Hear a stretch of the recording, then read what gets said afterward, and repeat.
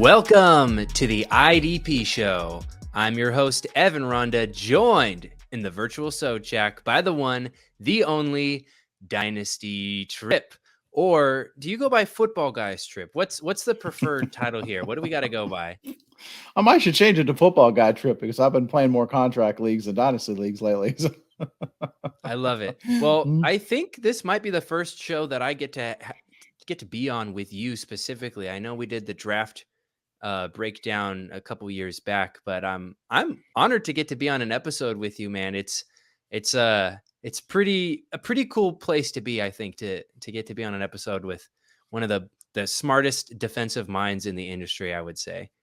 Well, you're very kind to say so. I appreciate that, Evan. I've always been an admirer of your work, and yeah, it's awesome. I just love to get on the line and talk football with folks, and so I'm excited to talk through some game action with you. Absolutely. Let's get it. So before we hop into our first game, I'm just kind of like looking at this past week 6 from like a top-down perspective and kind of trying to process and marinate like what the heck even just happened. And it seems like in general, we just saw a lot of either on one hand, relatively expectation football, or on the other hand, things that we expected to be massive blowouts. I think about the 49ers. I think about the Chiefs maybe, or the Eagles or the Bills. Those games were all kind of close. And in fact, so much so that our only 2 undefeated teams remaining are no longer undefeated. How are you kind of feeling about the power structure of the league in general? Like, do you feel like things are kind of starting to balance out a little bit, or was that just kind of like a fluky week? I think it's a pretty fluky week, to be honest with you. You've got the 3 of the, I don't know, the top 3, but quite possibly the top 3 teams in the so-called power ranks between the Bills and the Eagles and the 49ers. Granted, you have the Chiefs in there too, but you have those 3 teams that I just mentioned on Sunday went in and played against teams with backup quarterbacks, and 2 of them did lose, and one of them probably should have lost if it wasn't for some bad officiating there at the end. So I thought that was pretty remarkable that those 3 defenses just came to play in week 3 and really were so disruptive. I mean, those teams, Zach Wilson gets just enough done to get a W with the help of a late interception, and Brock Purdy suffers his first loss in the regular season, and then the Giants, they sign a guy off the street to play left tackle. He's played like 13 snaps of left tackle his whole life. And they're able to hold on well enough that I think they only scored 9 points, but against some play calling and some officiating, they could have scored more. So I thought it was a pretty remarkable week. I usually feel like that after 5 weeks, we have a sense as to where things are trending, right? Like we know Carolina's bad. We know they're in competition for the number 1 pick, but then we see the teams that we think are good, and they suddenly raise some pretty interesting question marks. Yeah. I don't know if you saw the intro video for that Giants tackle where he like listed his name and the school he listed. He's just like right off the couch. And I thought that was a pretty funny video. Yeah. Sure. But yeah, we've been seeing some pretty impressive defensive play overall in the league. We were talking about this a little bit before we started recording the episode. I believe you shared what the average score in the league, this past week was like 10 points less than the average from week 1. I don't want to butcher that stat, so correct me if I'm off, but I would say it looks like just in general, we're seeing maybe a slight deterioration on offensive play as well, but some really strong defenses show out. For sure. Yep. And you see that you got some teams leading the way that you wouldn't expect, like right with the Giants we mentioned, the Broncos is the other. The Broncos defense looked like an NFL defense for the first time in several weeks. And so you have some performances like that. And you think some teams are starting to figure some things out. But the other thing you would note too is that usually the offense has the upper hand with lack of reps and lack of tape to study.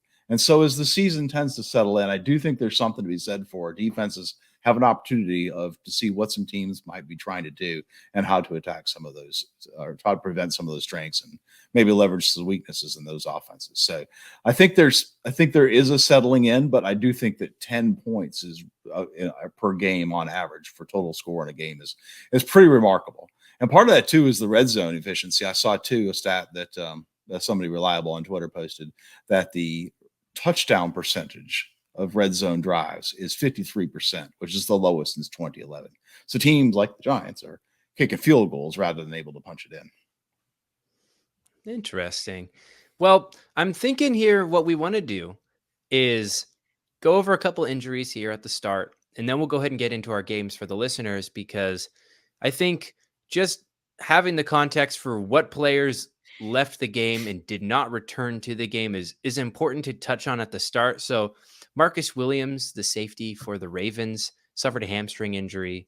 Yetur Gross-Matos, the edge for the Panthers, suffered a hamstring injury, as well as Frankie Louvu, the linebacker for the Panthers, suffered a hip injury.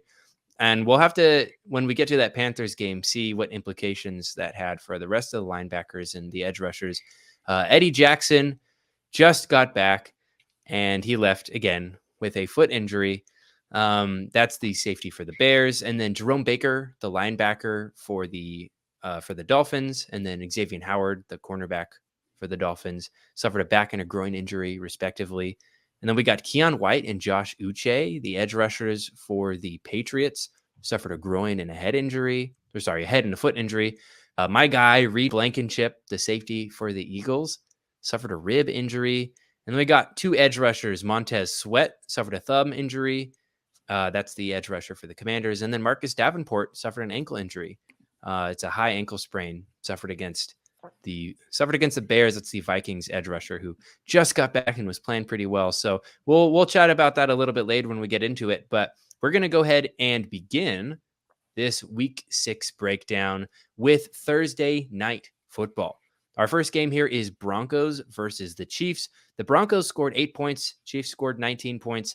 And I think the first thing I want to chat about here is just the defensive line, what's going on here, right? We've got Jonathan Cooper and Nick Bonito currently starting and leading in snaps on the edge on opposite sides, with Zach Allen kind of, I don't want to say like taking over the interior, because that's not quite his role. He's more of a flexible defensive lineman.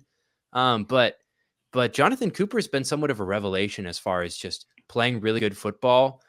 He scored more points this week than he has averaged in the first 5, but has been grading really, really well with a 75 grade here in week 6. And then Nick Bonito, opposite him, didn't have his best week, but in general has been playing pretty well. But the guy that's really, really looking interesting here is Zach Allen, because he scored 15.1 points here in week 1, which was about 3 points higher than his average, and he got a 70 grade. So how are you feeling about this defensive line right now, Tripp? And also with the implication that I assume at some point Baron Browning will be returning to this group.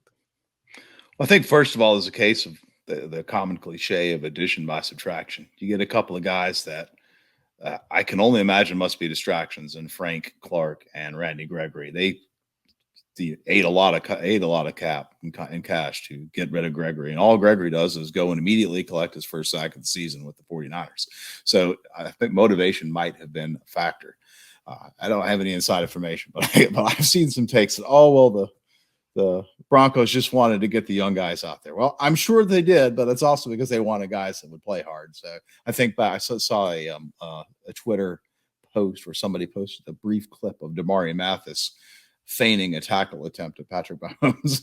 I'm afraid that's the mindset right now, the culture in Denver. And so it's good to see these younger players, Cooper and Benito, try to reverse that a little bit and get some production. And what's interesting about this is you have 3 players you just named, and all 3 are showing a little bit in terms of being pressure points on the defensive line. I think if you can get 3 pressure points, I think you have a chance for team-wide success in your pass rush. And so I think all of them offer some upside, and all these guys are certainly not Allen, but the 2 edge guys are waiver wire ads to begin the season. And so I think it's kind of interesting.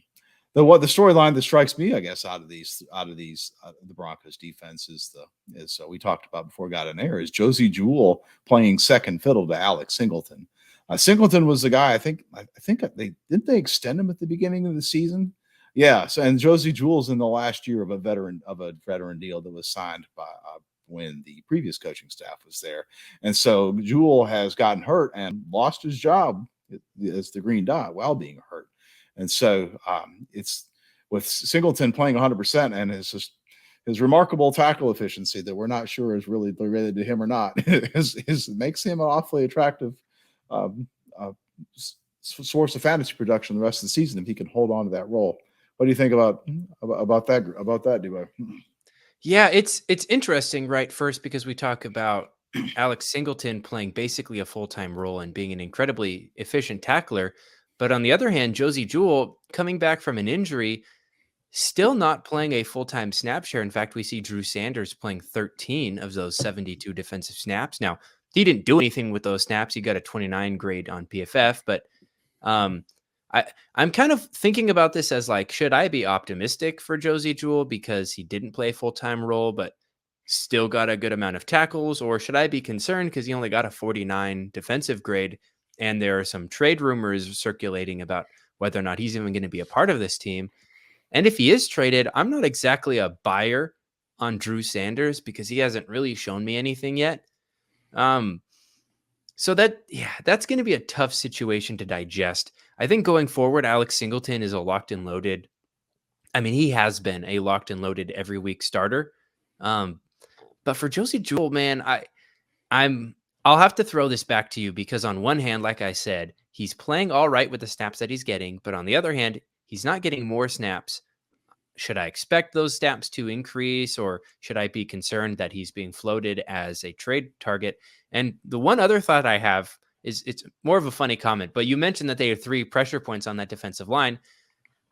They're the only 3 defensive linemen that had more than 1 pressure. So quite literally only 3 pressure points. But how are you feeling about like, can we expect Josie Jewell to get some more consistent usage going forward? Is this just something we'll have to wait and see?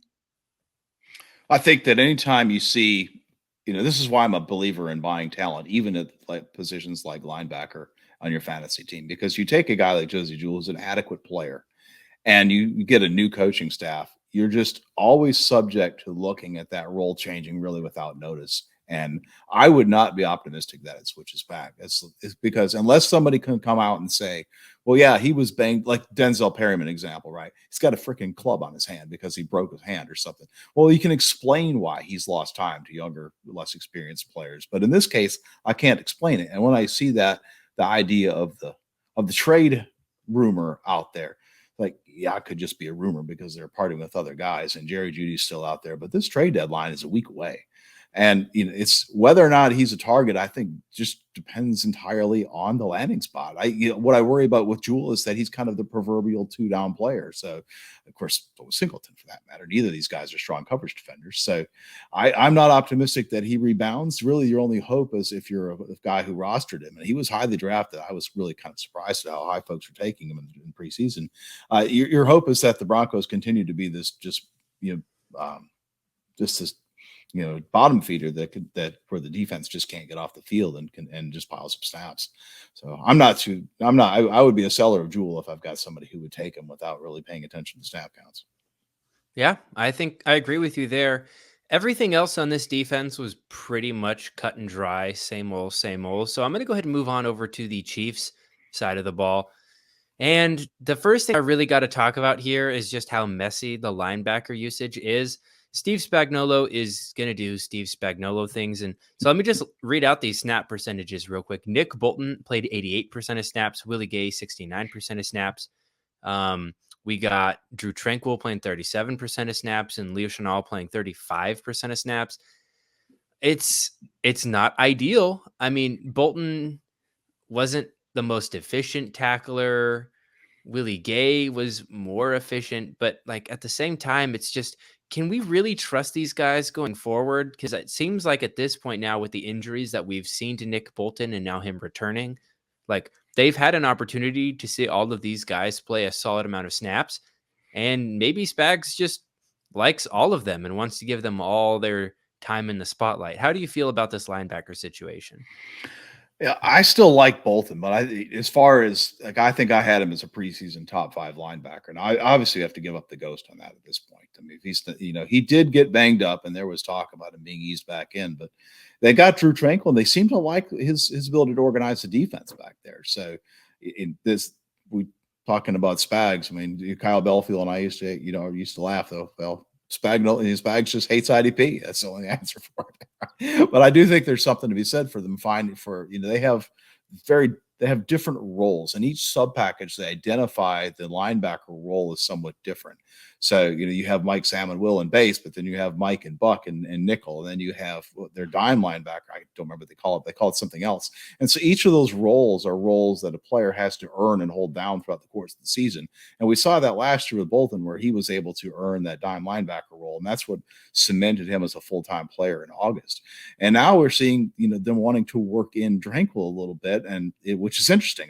Tranquil didn't show me a ton in coverage in LA last year, but they seem to like him out there. I still think Bolton is clearly the better player, so I would think that Bolton would eventually win the job back. So I would be, if someone's selling based on the low output that we saw over the last week or two, then I think I'd be a buyer. There's certainly a lot of risk involved there, though. What about you? Yeah, I think I agree with you. You make a really strong argument. At the end of the day, talent wins out, and I think that's important. Talent and efficiency, I think, are going to shine through here. Plus, it's not like you're going to be selling these guys for anything like super mind-boggling. So here, I would probably just hold Bolton and Gay and just hope that they score some more points going forward. I do also want to touch on real quick their safety situation. I've seen now a couple weeks in a row where their safety 2, I don't really want to call it their free safety, but their non-Justin Reed safety has actually just been a split between Brian Cook and Mike Edwards, and it's basically made neither player startable. But the player that has continued to be pretty impressive is Justin Reed. I know Addy is very, very excited about this, and he ended up getting 5 tackles, a tackle for loss, interception, sack. Like this is pretty impressive stuff from Justin Reed. I guess really what I'm curious about here is was this just a big week? Because he scored 27 points here in week 6, but he's averaged 13 points per game on the season. Is that some sort of like outlier production? Like, yes, obviously it's a sack and an interception in the same week, but like, can we expect their safety 2 usage to have an impact on the efficiency Justin Reed plays? Or is this kind of just like a sell window, perhaps? I think it's Justin Reed. I tweeted about this a couple weeks ago. The Chiefs are playing a little less too high than they were last year, especially if they're in competitive games. Now they're showing too high if they're blowing people out. But if they're playing in close games, they're showing more one high. And Justin Reed is a strong safety in that sense. He's coming down to the box and he's being asked to blitz and to attack line of scrimmage. And he was doing that a little bit last year, but it's just the deep sets were so abundant that he just didn't show up in the box score. He's starting to show up in the box score this year. And the slot defender L'Jarius Sneed last year is who got a lot of these opportunities, and so you're seeing Reed start to cut into that a little bit. With Sneed is playing almost exclusively boundary. McDuffie's a smaller guy, and he's playing in the slot, and he does get those blitz opportunities. But so is Reed, and Reed's the guy that I think is attractive. So I'm if people think that this is a flash in the pan, then I'm a buyer on this. I think that he's a guy that could finish the safety 2 on the season. I really like that. Any other thoughts here? I'm looking at the defensive line. George Karlaftis got 4 pressures. Felix and Udike Uzoma only played 5 snaps. I couldn't see anything about an injury, but that does seem to be a lower snap count than usual. Chris Jones led the team in pressures and had himself an insane week. Like looking like he could probably be, I mean, definitely a DT1, but possibly even the DT1 rest of season. Mm-hmm. Any other thoughts here on this defensive line or any other position groups? Well, I think it's safe to settle on Jones as the best interior rusher in the game now. I think that he's, with Aaron Donald, he's certainly matching Aaron Donald now, and Aaron Donald has no help, very little help on that D line, and Jones is just playing just lights out. Now, the only thing about Jones is that he never has that high tackle floor. It's always been the knock on him. Really, throughout most of his career, he's been a guy that misses tackles and just doesn't collect tackles like you would want a defensive tackle to in the middle. So if you're somebody in a more balanced or tackle-heavy scoring system, he's not your DT overall number 1 DT. But yeah, if you're in a big play format, I think I like his ongoing sack upside better than I do Aaron Donald's for that matter. I love it. All right, let's go ahead and move on to the first game from Sunday. We've got the Ravens, who scored 24 points, versus the Titans, who scored 16 points. Ravens over Titans. If any of you guys don't know these scores already, I mean, I think you're probably already behind, but there have been a couple weeks where I, like the week that the Cowboys lost to the Cardinals, I didn't even know the outcome of the game until like Monday because I was just so busy. So, hey, if that's you, you're the one person, you're welcome, I guess. The first thing I got to mention here is Patrick Queen and Roquan Smith both being top 10 plays at linebacker consistently every single week. I mean, oh my goodness. They are both killing it. Like Patrick Queen, let's see, he got 9 tackles.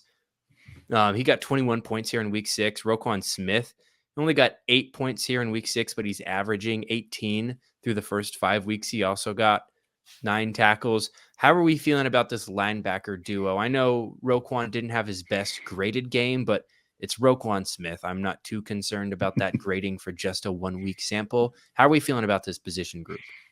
Well, I was really surprised to see the tackle prop for Patrick Queen at 6.5 this week. I was like, really? Against Derrick Henry and the Titans? I was like, I don't know. I'm not a big better on these things, but like that was really stood out to me as kind of one of those where somebody's going to make some money on that one. So yeah, this is a defense that's playing a fair amount of too high, and the safeties are the linebackers are just set up in the middle of that defense to eat. And you got a team like the Titans who, they turn the ball over, they take sacks left and right. That offensive line has a long way to go to come together. So yeah, this was like a sweet spot for these both of these two guys, and it's really Queen that took advantage of it this week. The big story to me in this lineup this week were really two guys. You had Justin Madubuike and Jadeveon Clowney coming through with a handful of sacks. And granted, somebody had to get them, but these are probably two guys that were not high on the wish list of fantasy drafters over the summer. And Clowney in particular, man, he looked like he was just washed in Cleveland last year, just did nothing as opposite Myles Garrett. He comes out here and he has only 2 tackles, but they're both sacks. And Clowney has just been an enigma for a long time. What do you think about his long-term sustainability as an option going forward? Yeah, I'm a little on the fence about Clowney right now because, I mean, they've got a very heavy rotation. They just added Kyle Van Noy, and he led the team in snaps at the edge. He played 32. Then Jadeveon Clowney played 28. Then Tavius Robinson played 25. Then Malik Harrison played 24. And this isn't even counting Odafe Owe and David Ojabo, who surely will make the situation even more complicated once they return healthy.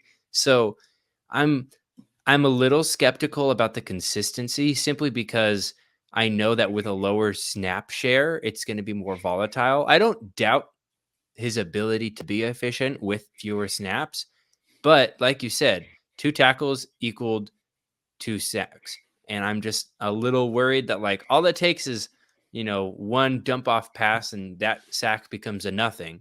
And I know 9 pressures here from Jadeveon Clowney is nothing to scoff at. That is an insane pressure rate. But also keep in mind, this is the Titans. So we're going to see a little bit of a greater than usual production from this guy as well. Nice. Let's see. One other position group I want to talk about here, kind of looking at their safety situation again, reminding you that what's his name? Their free safety, Marcus Williams. He suffered a hamstring injury, so we get the return of the one and only Geno Stone. If Williams is out, I'm looking at Geno Stone as like a deeper start, but I'm not really too invested in him too much going forward. Also looking here at Kyle Hamilton, he played 32 of 55 snaps. I would just monitor that. I don't know if that's an injury or if that's just they decided to switch things up here with their defensive backs. So he had a really, really bad 27 grade. So I'm sure Aaron's really hoping that was just a one-time thing, which is why I'm not seeing it here on our doc. Hate to call him out like that, our resident Ravens fan, but we'll keep an eye on practice reports and see what his injury status is, if he is even injured at all, or what the situation is here. But let's go ahead and move on to the Titans. And just a quick note. Yeah. I think he was ejected. Oh, well, that'll do it. It helps to watch football games when you're talking about football games. So something to be said for it. Yeah. Okay. Let me talk about my man's Azeez Al-Shaair over here. my 2021 IDP MVP. Never forget. Love this guy. This was a great matchup for linebackers. So we knew it was going to be good going in because it's the Ravens offense, which is very productive for linebackers. But oh my gosh, Azeez Al-Shaair got 15 tackles on 100% of snaps. So the last 3 games, his points per game average has been 20 points per game, which is very, very impressive. He got a 78 grade here on PFF this past week. Can we expect Azeez Al-Shaair to continue producing? Maybe not at this rate, simply with that high of a tackle efficiency against this Ravens defense, but like, I guess linebacker 1, linebacker 2, linebacker 3, where would we fit him in as far as like projecting him for the rest of the season? And is this a guy that people even in shallower leagues, that leagues that maybe only start 2 linebackers, can we trust him in shallower leagues as well? I had him as a preseason LB2, and I'm comfortable with that projection. His tackle efficiency is always going to be a little bit lower playing for the Titans. They're a team that tends to play a little more man. It tends to spread those tackles out a little bit across their personnel. They have for years had very high tackling defensive backs, especially the slot defender.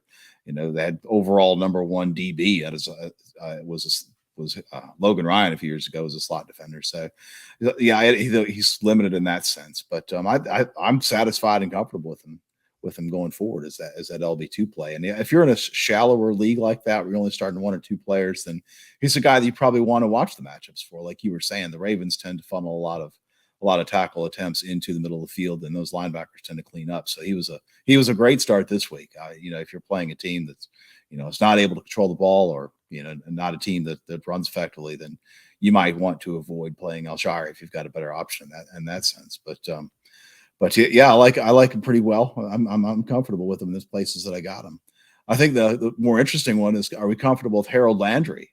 He finally did come through this week with a sack, but he's been a bit of a slow starter. I think he's coming off of an ACL, and so it always he did have a full year to recover, because he popped that ACL at the very beginning of September of last year.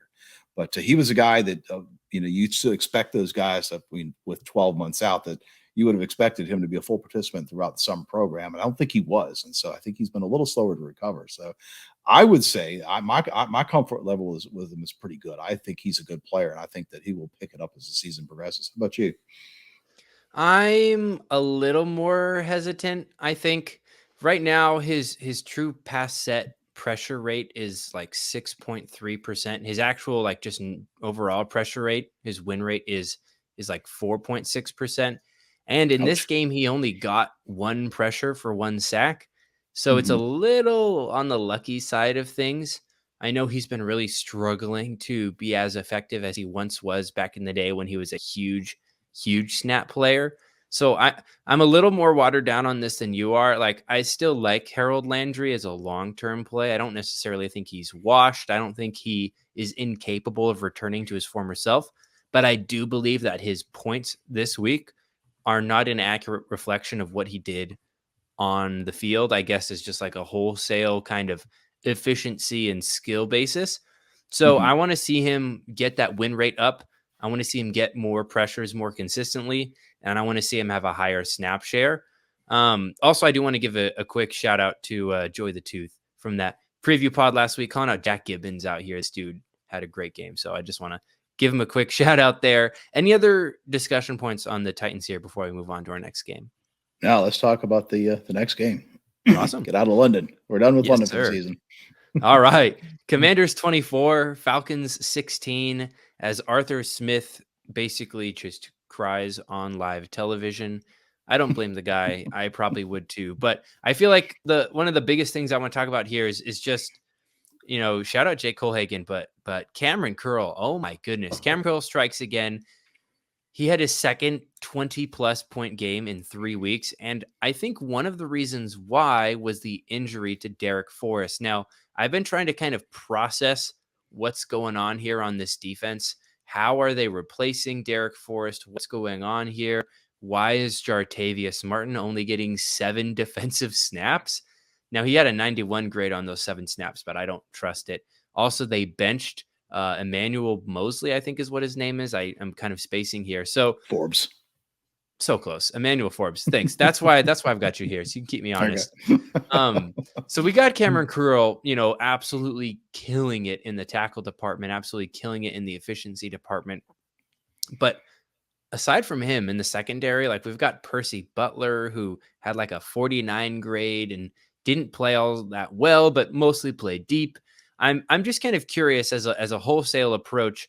How are we seeing what the heck is going on here in the secondary? Is there any specific call out that we're looking for as maybe a player that could be interesting going forward, an ascending or descending player, aside from just the fact that Cameron Curl is benefiting from all of this because he gets to make the plays?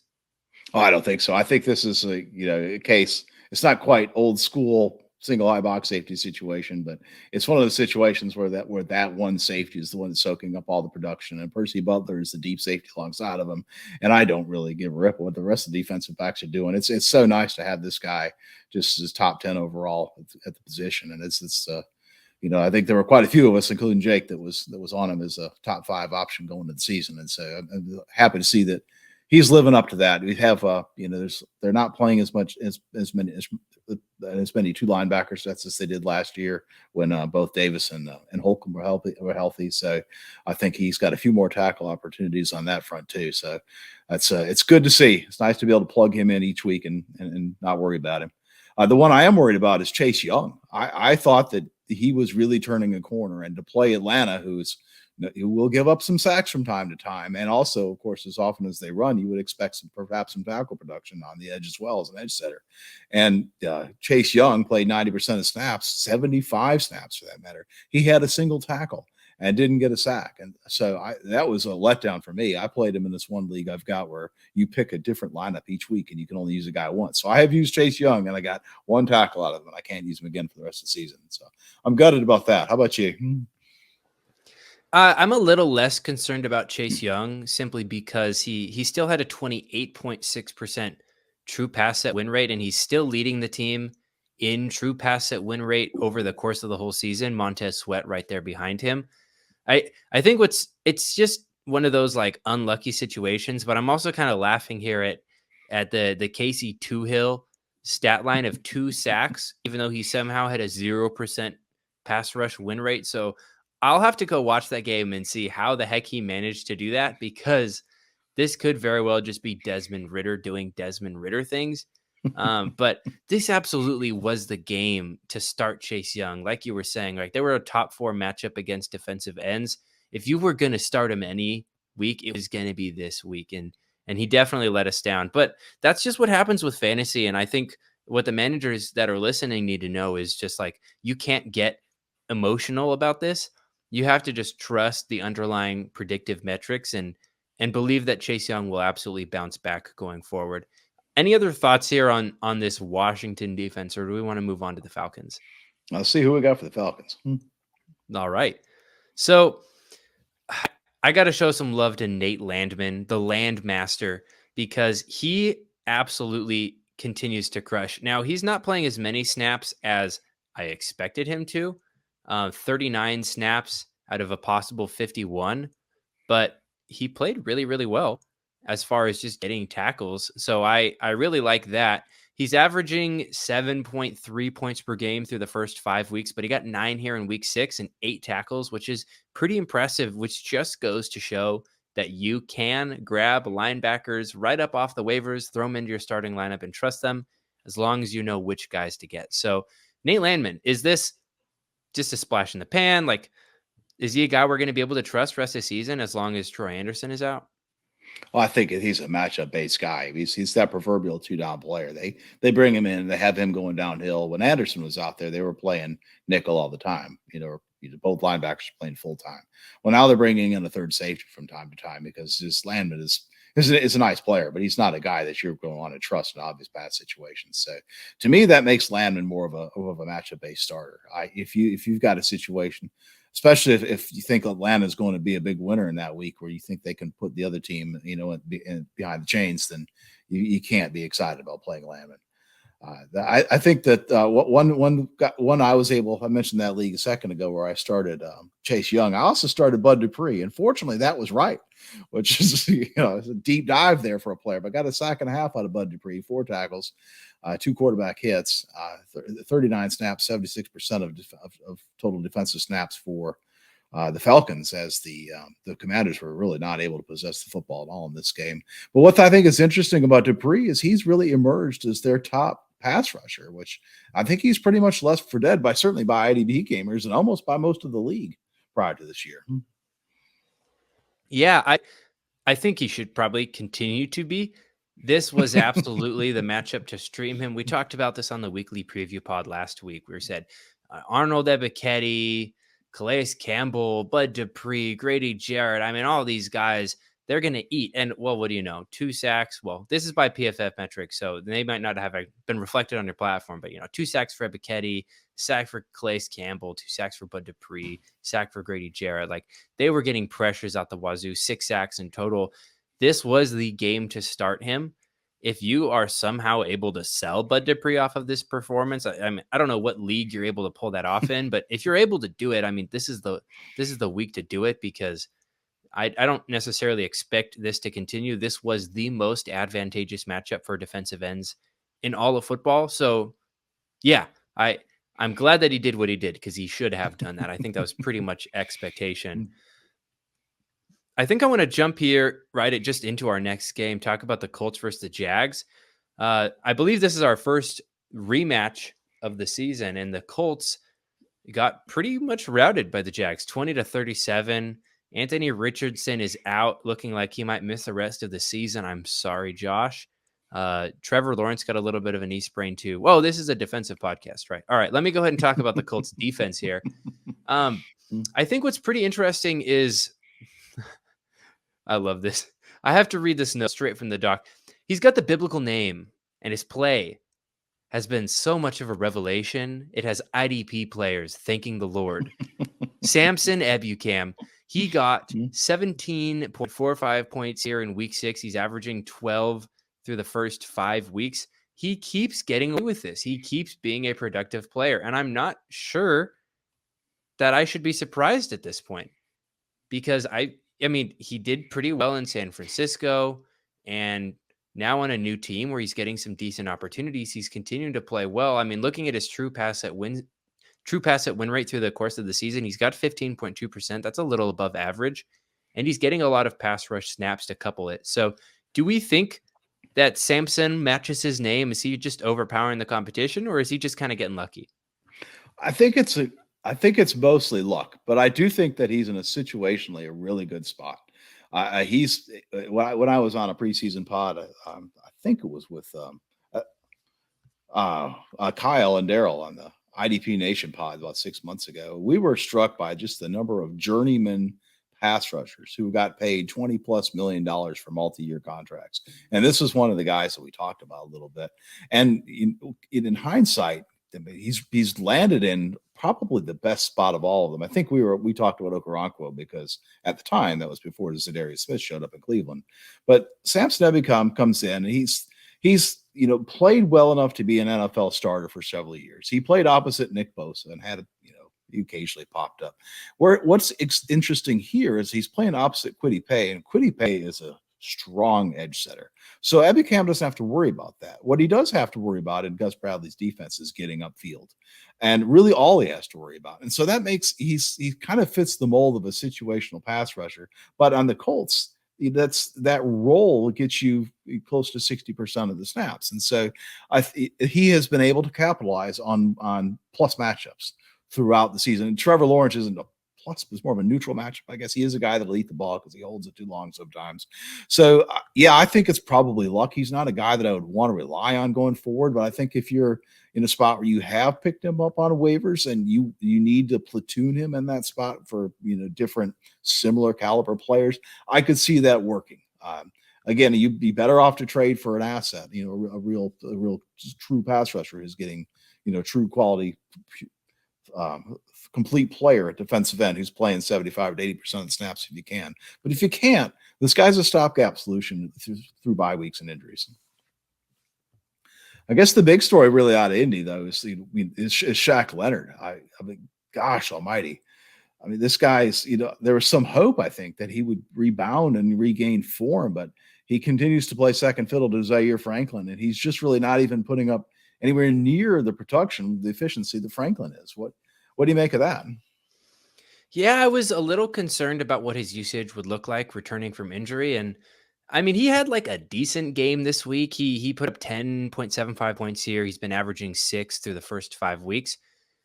But man, I'm just kind of bummed about EJ Speed. EJ Speed graded better than Shaquille Leonard, missed significantly fewer tackles, but EJ Speed only played 27 defensive snaps. Shaquille Leonard played 52 of a possible 64. And I know Zaire Franklin's the guy out here that's usually the one racking up tackles, and Leonard just probably got a little lucky this week. But I just don't want to trust him going forward. I don't like relying on a guy that could see anywhere between like 30 and 80% of snaps on a weekly basis. And before Leonard got injured, Speed was kind of gaining on him and stealing some of those snaps away. So if by next week we see Shaquille Leonard with an even greater snap share, like he's up in the 90s, okay, I'll recant my statement. But if or until that happens, I'm just a little worried. I think I would have to rely on him as a matchup play. But I think the Colts defense is perfectly, they're perfectly content with just rotating the number 2 guy there and just letting Zaire Franklin be their main tackle machine. Also, quick shout out to Rodney Thomas. Don't roster him. You can't start him anymore. I don't even know if you ever were, but don't do it anymore. There are too many other guys in front of him making plays, such as Julian Blackmon, or more specifically in this game, Kenny Moore, their slot cornerback. All right. I was interested to see Moore. He played 12 snaps on the defensive line this game, according to Profile. I think that's what I read. And he got 3 tackles for losses for results. So it's interesting to see him being used a little bit more as the kind of a hybrid safety type, like he was a couple of years ago when Matt Eberflus was the DC. Last year, he just was kind of a pure quarterback and didn't get those stats. So I'm interested to see if this continues, if this is something they have in mind going forward. With as weak as their cornerbacks are, you got to wonder what their long-term plan is. Absolutely. It's just a perfect example of why you don't spend up on corners, because you can get guys like that for so much less. So let's go ahead and talk about the Jags here. And man, Josh Allen, I know he's been kind of a volatile up and down player throughout his career, but I'm seeing a lot more ups than I'm seeing downs this season, which is pretty exciting to see, especially considering that Trayvon Walker's starting to get a hang of things opposite him. This defensive line could definitely use some guys on the interior to really, really help those edges out. But I mean, we see 4 pressures from Josh Allen. We see 5 pressures from Trayvon Walker. According to PFF, they each had a sack. I don't know how that was reflected on actual fantasy platforms. And if I look here at their season-long pass rush win rates, I mean, we're looking at Josh Allen with a 22%. Trayvon Walker is all the way up to 16%. That's above average now. I love to see that development. That's exactly what Trayvon Walker dynasty managers are looking for. Is this edge rushing duo, are they starting to become a bit of a threat here in the league? And can we finally see some more consistency from these guys too, maybe? I'm a big Josh Allen believer. I was a fan preseason. I had him as a top 10 edge. Trayvon Walker, I agree. I think you're exactly right. He's a player that's developing. I do find it fascinating that that we had this kind of shocked moment on the live IDP show, on the IDP show draft coverage last year, where it's like, really, y'all drafted Trayvon Walker over Hutchinson? It's like, how much more upside is there again? And boy, is Hutchinson tearing it up. But what's interesting is that I do think it helps the entire defense if Trayvon Walker can emerge. Like you say, there is no interior presence as a pass rusher on this defense, but it's not a defense that really strongly relies on that. They are looking at their interior guys as space eaters. So it's in there. These guys are playing wider and trying to attack from space. So I'm bullish on Josh Allen and Trayvon Walker. Yeah, I saw somebody sell him cheaply a couple weeks ago, and I was slightly surprised by that because he was a guy that knows ball. But I would continue to hold on Walker. And if someone wants to give him up for a low price, I would take him. I guess I've just continued to be amazed by Foye Oluokun, though. That guy just, I mean, is he going to lead the league in tackles again? I mean, it's just the ceiling is so high, and it's hard to put a finger on why. Yeah, it's one of these days. There will be some research, I'm sure, that just kind of breaks down all the nitty gritty details about like defensive scheme versus offensive scheme and correlation between where a linebacker plays and their tackle efficiency. I know basically the closest we have to it so far is Jon Macri, but I mean, until that happens, I think we're just going to have to just trust that, this dude just continues to ball out. And it's not even like, Mickey Mouse tackles. Like these are legit, like 91 defensive grade. Like he is earning these tackles. They're not just happening to him. And I love Aaron's little note here with Devin Lloyd. His thumb surgery must have gone so well that he was able to, have the infinity gauntlet to just snap Chad Muma right back to special teams, because that's exactly where he belongs. Sorry to our Chad Muma believers, but he has and always will be the backup to Devin Lloyd or the backup to Foye Oluokun. So sorry, he had his 2 or 3 weeks or however long that was, but now Devin Lloyd is back. He's scoring his points again, and he actually had a pretty good week too. You love to see that 76 defensive grade. Obviously, still some room for improvement, still 2 missed tackles, but any thoughts here on the linebacker situation, how the safeties are playing, or are we ready to move on? Well, I think the safeties are slightly interesting. I was really surprised by how low people were on Rayshawn Jenkins coming to the season. So often in IDP, people take these defensive backs and they just assume that player X is going to do exactly what he did last year, whether that be Jalen Petre or Jaquan Brisker. And in Rayshawn Jenkins' case, he was third overall in Footballguys scoring. And people were hesitant to take him as even a top 24 safety in drafts in a lot of places. I was just really struck by that. And now I would have to admit that he's not been quite the stat monster that he was last year, but the situation is solid. He's the preferred box safety, these two, between him and Cisco. And he's playing in a defense, which is aggressive. He's got opportunities to make plays. And sure enough, he had an interception this week, and he out-tackled Cisco 8-5, as I recall. So I would be, if that's a guy that's by some chance sitting on a waiver wire in shallower leagues, there's 8 tackles, an interception, pass defense, and 78 snaps. That's a guy that absolutely should be on rosters. So that for shallower league options, that's a free square. I like it.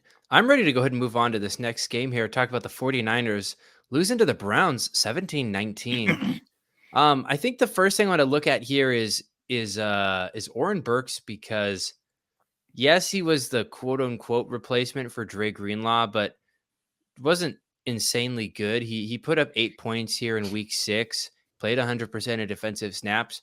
So in theory, he's the handcuff linebacker to have here.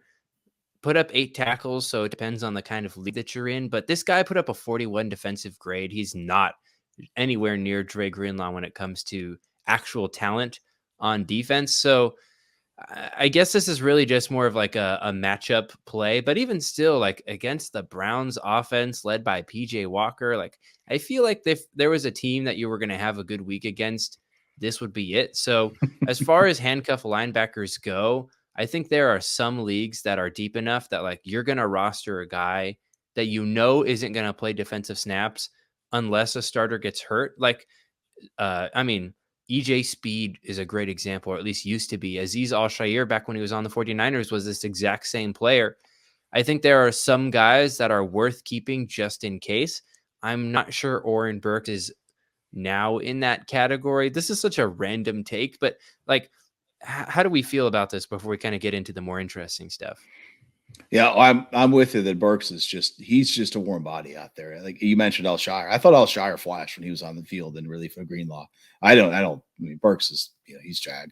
He just was there because they needed a guy. I mean, it could have been Demetrius Flanagan-Fowles, who, is still on the roster and who was a couple of years ago. So yeah, this is a guy that can be ignored entirely. I think that they missed Greenlaw for real football this past week. This defense is being as much too high as they play is so reliant on the linebackers to can read and react quickly and cover a large amount of ground. That's what makes Fred Warner such a standout, and Burks out there is liability. I guess another storyline here is our man Aaron, who prepared the prep document, asks about Talanoa Hufanga's long-term value. He said, folks that were drafting him as a safety one, and he is averaging 9.17 points per game in weeks 1 through 5, and just about exactly matched that this week. He did have 7 tackles. Tackle volume was a little higher than it's been. Obviously, he's playing 100% of the snaps, but this is a guy that I cautioned against preseason. I felt like he had one big blow-up game to put him on the radar against Chicago in a monsoon where Chicago ran the ball almost exclusively in week 1 last year. Hadn't had double-digit tackle totals again in his career. He's a player that I wrote about in my column reading the defense at footballguys.com last week. And he's a guy that, if people think that he's a safety one for Dynasty, I think he is just an absolutely screaming sell. What say you? I agree with you. This 49ers defensive scheme runs 2 high safeties a lot. This is a perfect example of name recognition or image recognition with Talanoa Hufanga just kind of looking like Troy Polamalu reincarnate. I don't think he's a bad football player by any means. I mean, sure, he put up a 57 grade this week, but at the end of the day, safeties are not a position that's directly correlated to just skill. There are so many other factors at play, and skill is less of a weight when it comes to player value at that position than another position such as defensive end, which we'll talk about here in a sec. But it's just the price tag never really matched the production. And I think that's what you get for investing heavily in a player just based on their name. A player whose name I believe you should be investing in just because of how good they are, Nick Bosa. He had he's been working back, I guess we can say. He's getting back into the game shape, and this was a great game for him to have a sack in because they really needed it. I mean, it wasn't quite enough because they didn't get the win. And there was only 2 sacks in total. I mean, the other one came from Randy Gregory. So that's pretty funny that's happening here.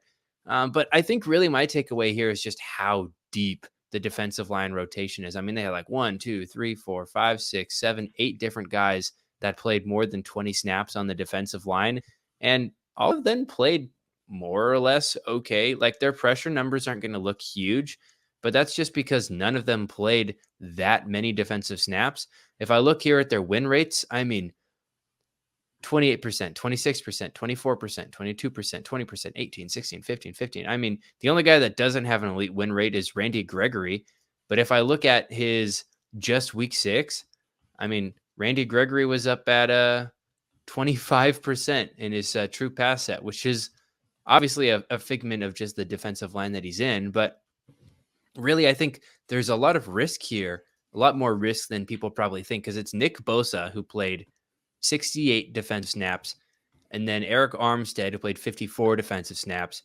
Javon Hargrave played 49% of snaps. Cleveland Farrell. Like, there's just so many bodies here, which is good for the football team, but not super great for fantasy if you're somebody that's not named Nick Bosa.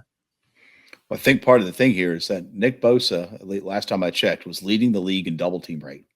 And so the addition of Randy Gregory is about trying to find someone else to generate more pass rush and finish opposite him. And so I think another big issue here is that Drake Jackson has lost a substantial amount of snaps. He was a guy that seemed to really be struggling in the preseason, but then had a huge week 1 with 3 sacks. I don't think he's had a sack since.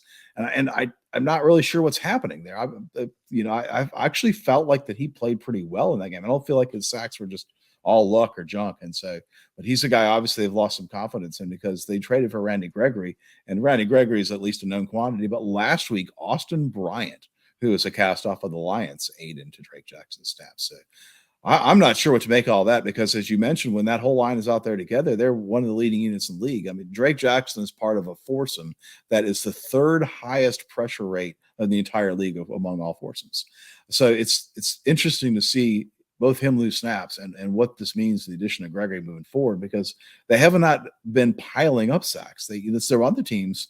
I think sacks, last time I checked, sacks were up across the league, and it's not because the 49ers have increased their output. of sacks. Now, granted, teams are playing scared against them and you're trying to get the ball out quick.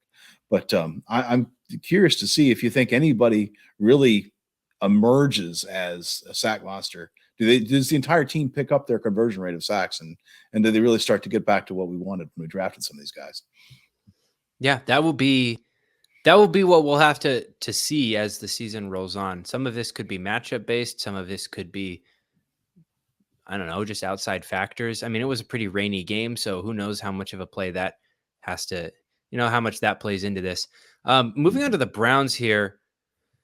I guess I'm just kind of curious how a team that seems so statistically boring and grading wise kind of mid can be such a good defense and such a consistently good defense. This surely has something to do with the defensive scheme that they're playing. But like, I'm looking here at Jeremiah Owusu-Koramoah, who got almost a 90 grade, which is just so incredible. I mean, he got an interception, or I guess just a touchdown. But did he get a fumble touchdown? I should be looking at this. He got 5 tackles, 3 tackles for loss, a sack, a pass defended, quarterback hit. I'm seeing touchdown here on the PFF sheet. So he must have done something. I'm. This is what happens when I'm not watching the games. I'm just looking at the spreadsheets. But I do know that he had an insanely good game. It might not have shown up in the tackle numbers, so I'm sorry if you're putting a prop on his tackle totals. But he got 2 pressures, he got a sack. This guy is being productive, or at least was this week. I mean, he got 28 points this week. He's averaging 11.8 over the last 5 or over the last 3. I'm maybe not as confident in his consistency as some other people might be. I know Aaron would ask us kind of, how is this a breakout season or not? I'm not quite sure about that, despite the fact that he looks beautiful with his new mustache. I have yet to be convinced that he can be consistent with this limited snap share. What say you? Yeah, I do think that he's clearly emerged as the LB1 here, which is not what for the team, that is, which is not necessarily what I expected in preseason. But nevertheless, he's, like you mentioned, I don't think he's going to be a full-time player. He's just not going to be out there in obvious running situations.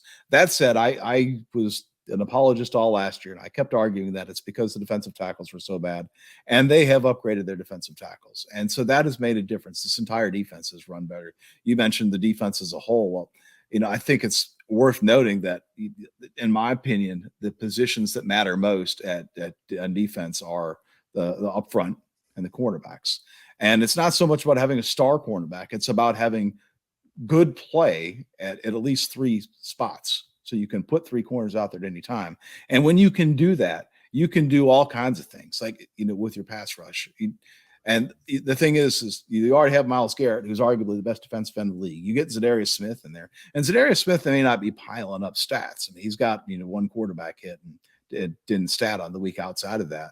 But he's a guy that is a legitimate compliment to Myles Garrett. Because he's a good player. And then you have Shelby Harris in the middle. I still don't understand why he was on the street for so long, because I think he's an above average defensive tackle for some time. But if you compare that, just those 2 groups, the cornerback group and the defensive line group of the Browns, is there a team that you would put up against them and say that team is clearly better than that with those 2 spots? Clearly better than them. Man, that's tough. I would just I need to look at the list of all the teams. Man, probably not. I mean, I'm going to take a tangent here. I'm going to look back. I'm just looking through all these teams. I don't think it's anybody in the AFC. None of the AFC teams I'm looking at so far. NFC teams, I mean, not really. I'm looking at the Seahawks here just because they have 2-3 really solid corners, but their defensive line isn't probably as strong, especially not like a Myles Garrett type player. But aside from them, the Eagles corners have been injured, so it's really hard to rely on them, despite the fact that their defensive line is really strong. Same with the Cowboys. Yeah, shoot. That's such a good combination too. I'm sure you touched on this, but the combination between pass rush and pass coverage. And I think that's why Jeremiah Owusu-Koramoah got such a strong grade, because of his 90 coverage grade, because he's a linebacker that's also able to cover because of his athleticism, which is so important. I'm also kind of just laughing over here, looking at Grant Delpit played more snaps in the box than Jeremiah Owusu-Koramoah did. And just looking at their cornerback alignments, who knows if this is just a 1 week trend, but Denzel Ward was used almost strictly as a wide corner, whereas Greg Newsome now was the corner who played more in the slot. So he could be taking over as the nickel. I know Denzel Ward had some time where he was more in the slot, but he only played 7 of his 57 snaps here in the slot, whereas he played 49 of those out wide. So as far as people in cornerback required leagues, it could be an interesting situation to keep your eye on. And Grant Delpit versus Rodney McLeod. Like Delpit got fewer tackles but had better usage. Sometimes you just have those weeks. I don't really think there's anything in regards to the secondary that's really worth noting aside from that. What do you think? Yeah, George Kittle had 1 catch. Hard to tackle a guy if he's not catching the ball, right? I mean, that's a factor at the secondary. I think you mentioned a really important point. It's the health, right? These guys have been healthy. The Browns, especially at the linebacker position, were so badly wrecked by injury last year. And this year, Thornhill's missed a couple of games, and he is an important addition as the deep safety in a predominantly single high defense. But by and large, this is defense that's been healthy. And I think that's been an important reason as to why they've been effective. So it's interesting to note. So Zadarius Smith, he's not been performing at all. If that's a guy that's free in your league, I say you go pick him up. And Delpit too is like I think this is the defense being so dominant has hurt a little bit. But boy, I just don't think they can keep this up. I think Mike Wooler tweeted out today that this defense has allowed fewer yards than anybody in the last 30 or 40 years, which includes the 85 Bears and the 2000 Ravens and the 2002 Bucks. So, but I'd be surprised if they could keep it up just at that clip. I think they're a good defense, but I don't think they're historically top 5 good. Yeah, especially because it's just a smaller sample size. We'll see if they can keep up the consistency with more games. I'm going to go ahead and move on here to the Saints versus the Texans. Texans beating them 20-13. Thank you, Saints defense, for helping this episode chug along a little faster because we're an hour in and we have plenty of games left to go. I'm looking through this game log. I'm looking through the usage. I really don't see anything noteworthy. Like, that's not an offense to the Saints. It's more just like, okay, yep, their safeties got the usage I expected. Their linebackers got the usage I expected. Their cornerbacks got the usage I expected. Their defensive line got the usage I expected. Really what we're looking at here is 2 players who maybe, I don't want to say played ahead of their skis, but more so just scored more points than typical. Carl Granderson and Demario Davis. Granderson scored about 5 more points than average. Demario Davis scored about 20 points more than average. It's all right, 17, whatever. I'll round it up. I don't necessarily think that this is a figment of any sort of special change in situation. It's more just sometimes you're going to get guys that have spike weeks, especially when they have his usage as heavy as they do. What do you think about that? Is there anything else about this game worth noting, or do we just want to move on to the Texans? Well, I think Davis is one that benefits from the situation here. There was the game flow and with what Texans want to do with their offense, right? They're not pushing the ball downfield. They want to run the ball. This was a plus matchup for him coming in. He was able to capitalize with 7 tackles, a couple tackles for loss and sacks. So if you're a guy that's drafting Demario Davis, you're relying on the fact that he's more of a big play guy than a volume tackle guy, and you got what you paid for this week. And then Granderson, he's just a nice story, right? He was a guy that some folks tabbed as a sleeper coming in, and he's performed, which is it's cool to see. It's cool to root for the underdog. I like it. Let's go and move on to the Texans here. And Aaron has done it again because Blake Cashman can now be rebranded to Blake Cash Money after destroying the over on his tackle prop and mauling your opponents with his marquee performance. Need I say more? The reason why Blake Cashman had a great game is because Denzel Perryman was out. We've seen this before already with Blake Cashman and Henry To'o playing those top 2 roles, with Christian Harris even still playing third fiddle. But this third fiddle was a significantly tinier fiddle than the one he played last time when it was the 3 of them, because he only played 9 defensive snaps. You can punt that guy into the shadow realm. He is donezo, because once Denzel Perryman comes back, Blake Cashman's usage is going to go back down and it'll return to Perryman and To'o. But in the meantime, look at these 2 guys just balling out. You love to see it. Any thoughts here? I mean, I know To'o got a pretty bad grade, but Cashman It's one of the highest rated defenders. I think I forget what specifically I read. I just remember reading somewhere that he had like a shockingly high defensive grade.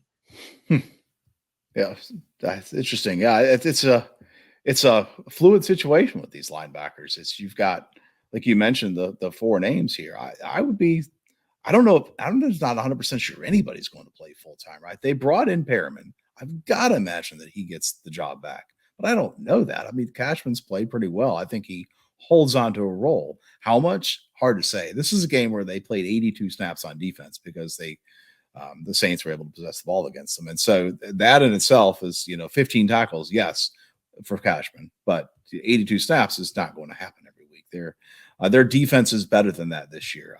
I think it's been bad 2 weeks in a row.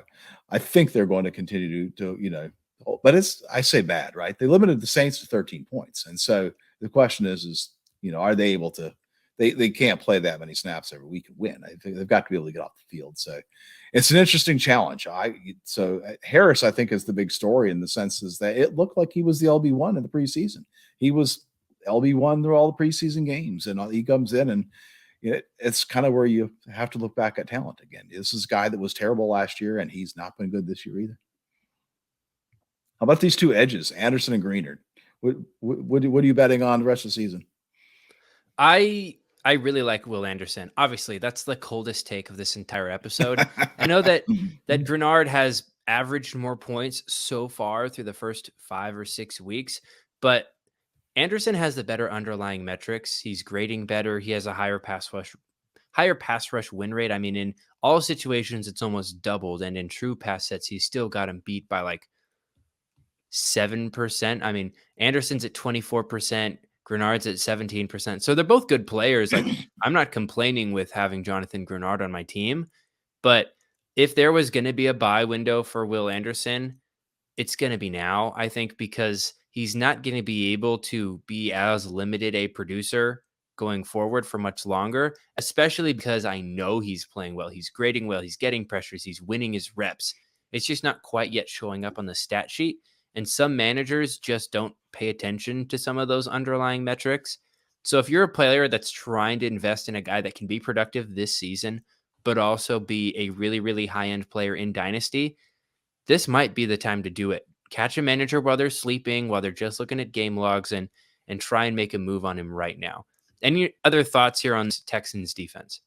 Quick shout out to Josh Raymer. We talked about this on a pod. I think Greenard was like edge 7 in ADP, and he's outperformed that. He's been a piece that you might plug in there at bye weeks and injuries.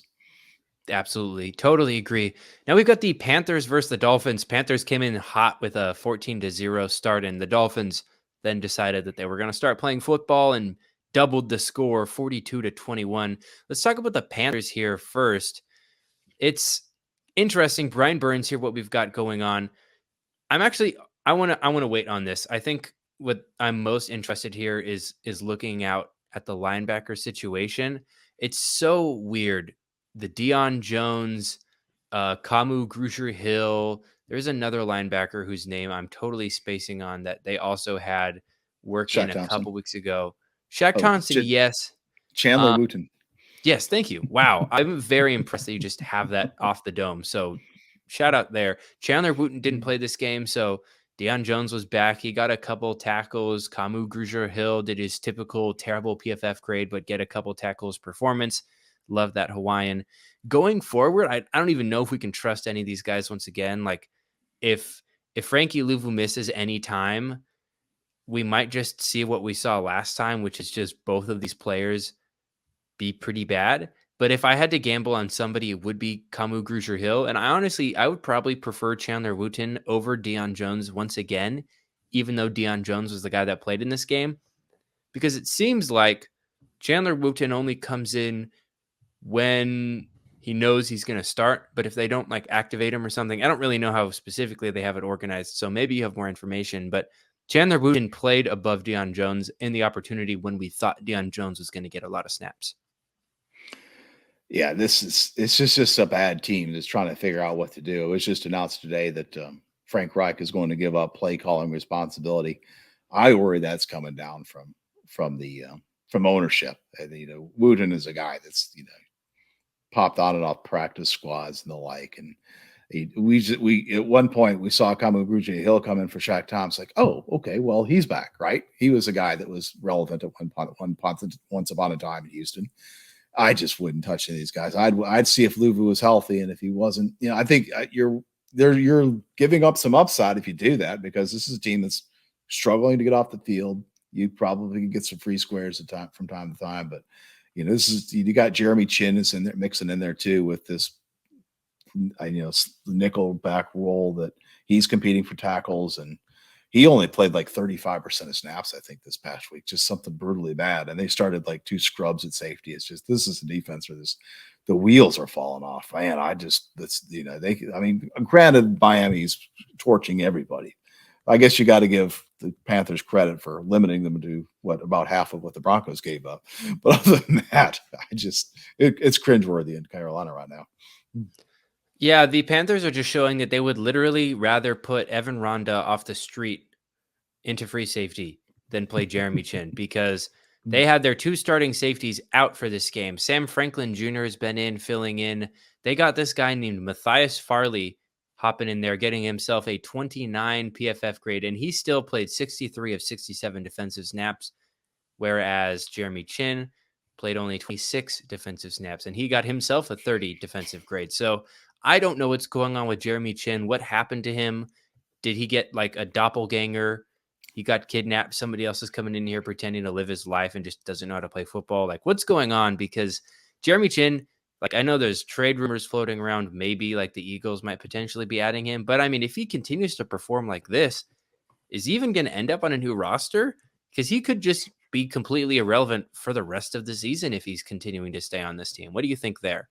Yeah, there's no reason to pick him up. I just think, Matthias Farley was last relevant, in my opinion, in 2018 when he came in. He was a backup, a strong safety. The starter got hurt, and that was a terrible team where he piled up tackles in the back end. And now he's like, 31 or 32 years old, and he's landed a starting spot for the first time in I don't know how long. I think he's with the Jets. He might have had 1 or 2 spot starts there. If that's who you're playing ahead of Jeremy Chin, now it's fair to say that Chin's position was changed.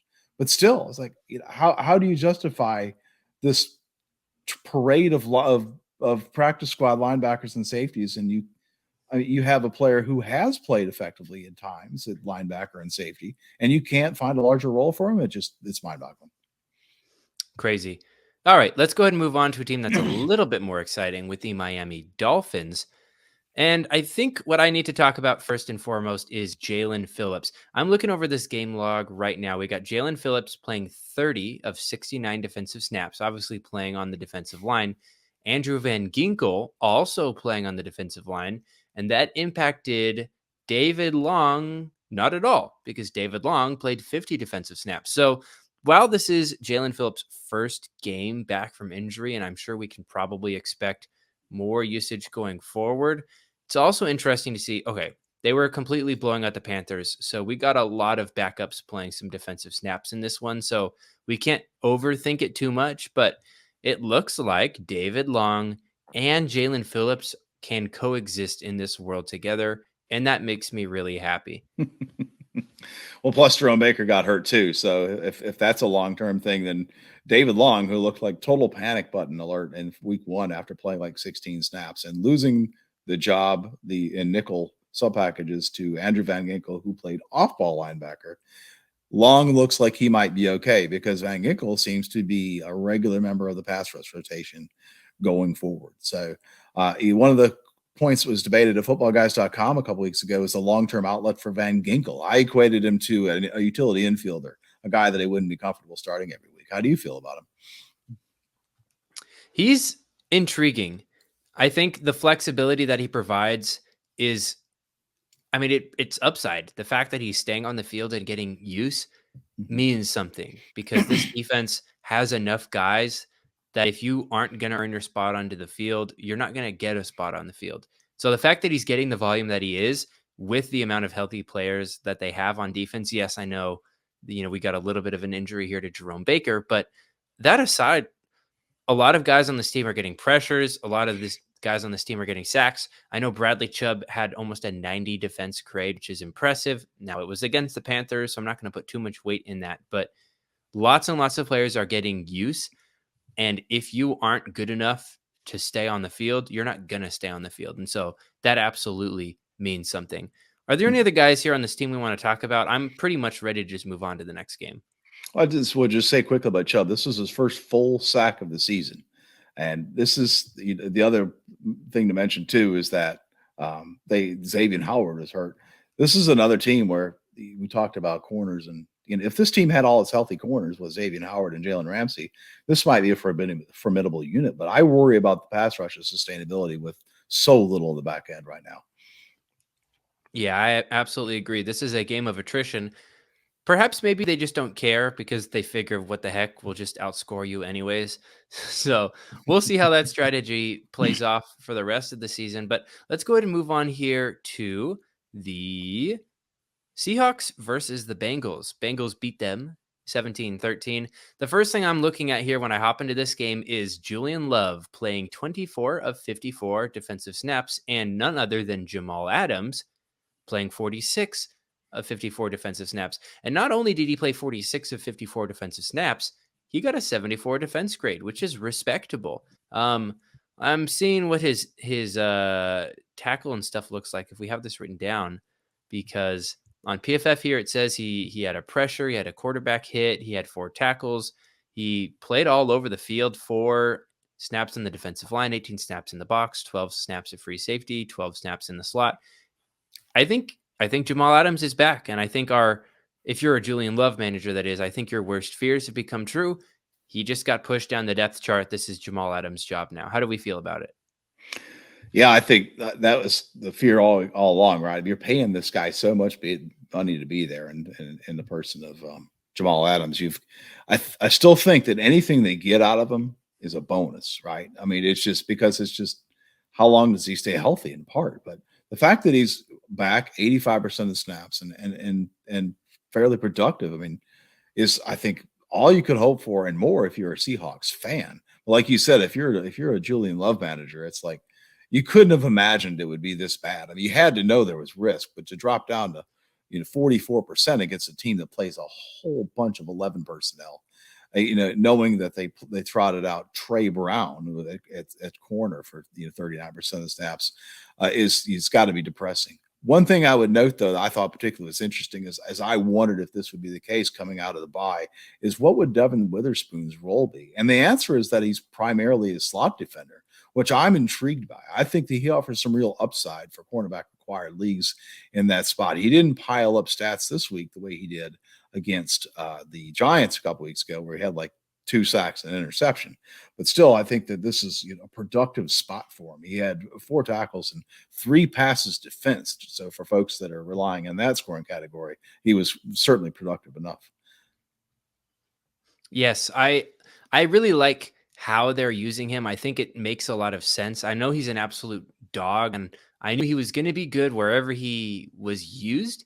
But I think that this is, I don't know, I'm a big fan of the slot cornerback usage. Like you said earlier, we were kind of thinking about what teams have 3 good corners and a strong defensive line. And while I don't think the Seahawks are quite at the same level that the Browns are at, having a strong secondary is so important. And Devon Witherspoon playing as well as he is absolutely contributing to that.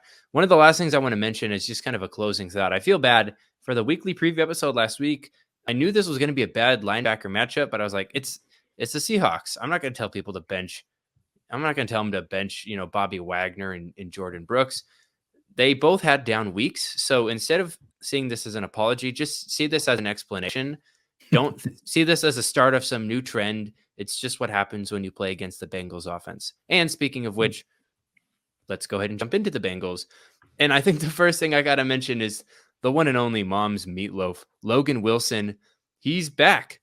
He's been upgraded to grandma's famous meatballs with that performance, because he put up 25 points here in week 6 after averaging 13.5 points per game over the first 5 weeks. Now, the best thing about grandma's famous meatballs is they taste amazing when you get them. They're fresh. You just, they're so tasty. The worst thing about Grandma's Famous Meatballs, they run out pretty quick because everybody wants them. And I'm kind of worried about the same thing here for Logan Wilson. I'm not seeing this as a consistent trend. I'm seeing this as kind of a one game. Like there were 73 defensive snaps here. He got one pass rush snap, and on that one pass rush snap, he got a pressure and a sack. Like that's not the kind of thing that you're going to see consistently from him. So maybe you needed a spike week to sell him to another team. I mean, he got a 55 defense grade. I'm not looking at Logan Wilson as some ascended linebacker. I think Mom's Meatloaf. I think maybe the meatloaf is going to probably be coming out of the oven once again next week. How do you feel about that? I think that this Bengals defense is interesting. I think that Lou Anarumo has come a long way. When he first started, I was like, oh my gosh, he's just trying to run a college defense in the NFL, and it's just hurting my eyes. But they've managed to put some talent on the field, and he's pretty proven to be a pretty creative defensive mind. And I think that Logan Wilson's ebb and flow has been part just due to game flow and the interchangeability of different pieces of this defense. So there were some people that looked at the tackle production that Logan Wilson had at the end of last year and thought, oh, well, that's who he is now. He's just going to continue to get double-digit tackles every week. And that's not the case. See, that was always probably too high of an expectation. But I still think, like, who would you rather have, him or Alshire? That's a great question. I think maybe Alshire just because he's under contract for longer. But if we're talking redraft, that's tough. I'd probably just pick whoever averages more points in the specific scoring format that I'm playing in because I don't have a strong tiebreaker between the two of them. Okay. Yeah, I think I still prefer Wilson, not hugely, but I think I would have a little bit more confidence in especially if I'm a guy that's looking for those big plays. I mean, yeah, you make a good point, right? One pass rush, he happens to get home, but I just think this is a defense that's I feel a little bit better about. The Titans I worry about in just a long-term trajectory of this current season and their ability to generate big plays with the way their season's going. Whereas the Bengals, they're 3-3. They might still could get back into it. I like what the defense does. I think they're aggressive. I think they can create some turnovers. And so that would be my preferred choice out of these two guys. Is there anybody on the defensive line that particularly strikes you? I think one that's noted me is Trey Hendrickson. I was surprised how down people were on him. He continues to be, same as last year and again this year, in the top 10 in pass rush win rate, according to Next Gen Stats, as reported by ESPN. And he's always been a guy that has lower tackle floor, and I do wonder how much that has to do with the legendary short arms that he came into the league with that caused him to fall to the third round, and maybe he's not holding up on the edge as well as he might, but he's a guy that's just a productive pass rusher, and I feel real good about him in the best ball leagues where I have him. As you should. I mean, he's currently at a 26.8% true pass set win rate, which is just incredible. I guess I can just look at like the top guys in the league. If I look at the top guys in the league here, I mean, he's very much up there. What did I just say? 28%, 26%. That's top 20. And there are some guys in this list that I probably should be taking out just because they don't have a ton of snaps, but he's absolutely up there. And I think he deserves to be. I think he's that good. I think in general, just this defensive line is really productive. I mean, obviously you have Sam Hubbard opposite him. He also got 6 pressures and a sack. You got BJ Hill and DJ Reader putting up an 82 defense grade, him getting 5 pressures and a sack. BJ Hill getting a 50 grade, but even he put up 6 pressures. I don't really think that this is entirely a figment of playing the Seahawks. I think this defensive line is pretty legit. And the other thing I want to look at here really quick is just the Nick Scott versus Jordan Battle seesaw is now back on team Nick Scott. Now, he didn't get a great grade. He put a 44 grade, whereas Jordan Battle played 7 defensive snaps, but put up a 71 grade. I don't think this coaching scheme cares. I think they're just going to keep Nick Scott out there unless he loses the job. I honestly thought that he had already lost the job, but now he's back. So I don't know. Are there any thoughts that we have there, or are we ready to just move on to this next game? Yeah, it's just unreliable, right? Jordan Battle had 25 snaps in week 2 and then played not hardly at all until week 5, gets 22 snaps, and goes back to the bench again this week. So it just means it's just no point in trying to rely on either of them with given how little productive they are. Just a quick update on Hendrickson. He has 21 tackles through 6 weeks. Last couple of years each, he's averaged 33. So he's already more than halfway to his Bengals career average. So for folks that might worry about that, you might be okay on that front too. Maybe he got some arm enlargement surgery, and now he's just good now. All right, we got to move on here to the Vikings versus the Bears. Vikings 19, Bears 13. I was looking at the top overall scores in Big 3 scoring for IDP in week 6. Number 1, Jordan Hicks. Number 2, Danielle Hunter. Number 7, Josh Metellus. They got number 10, Byron Murphy. They got like 4 guys in the top 10 of top points scored.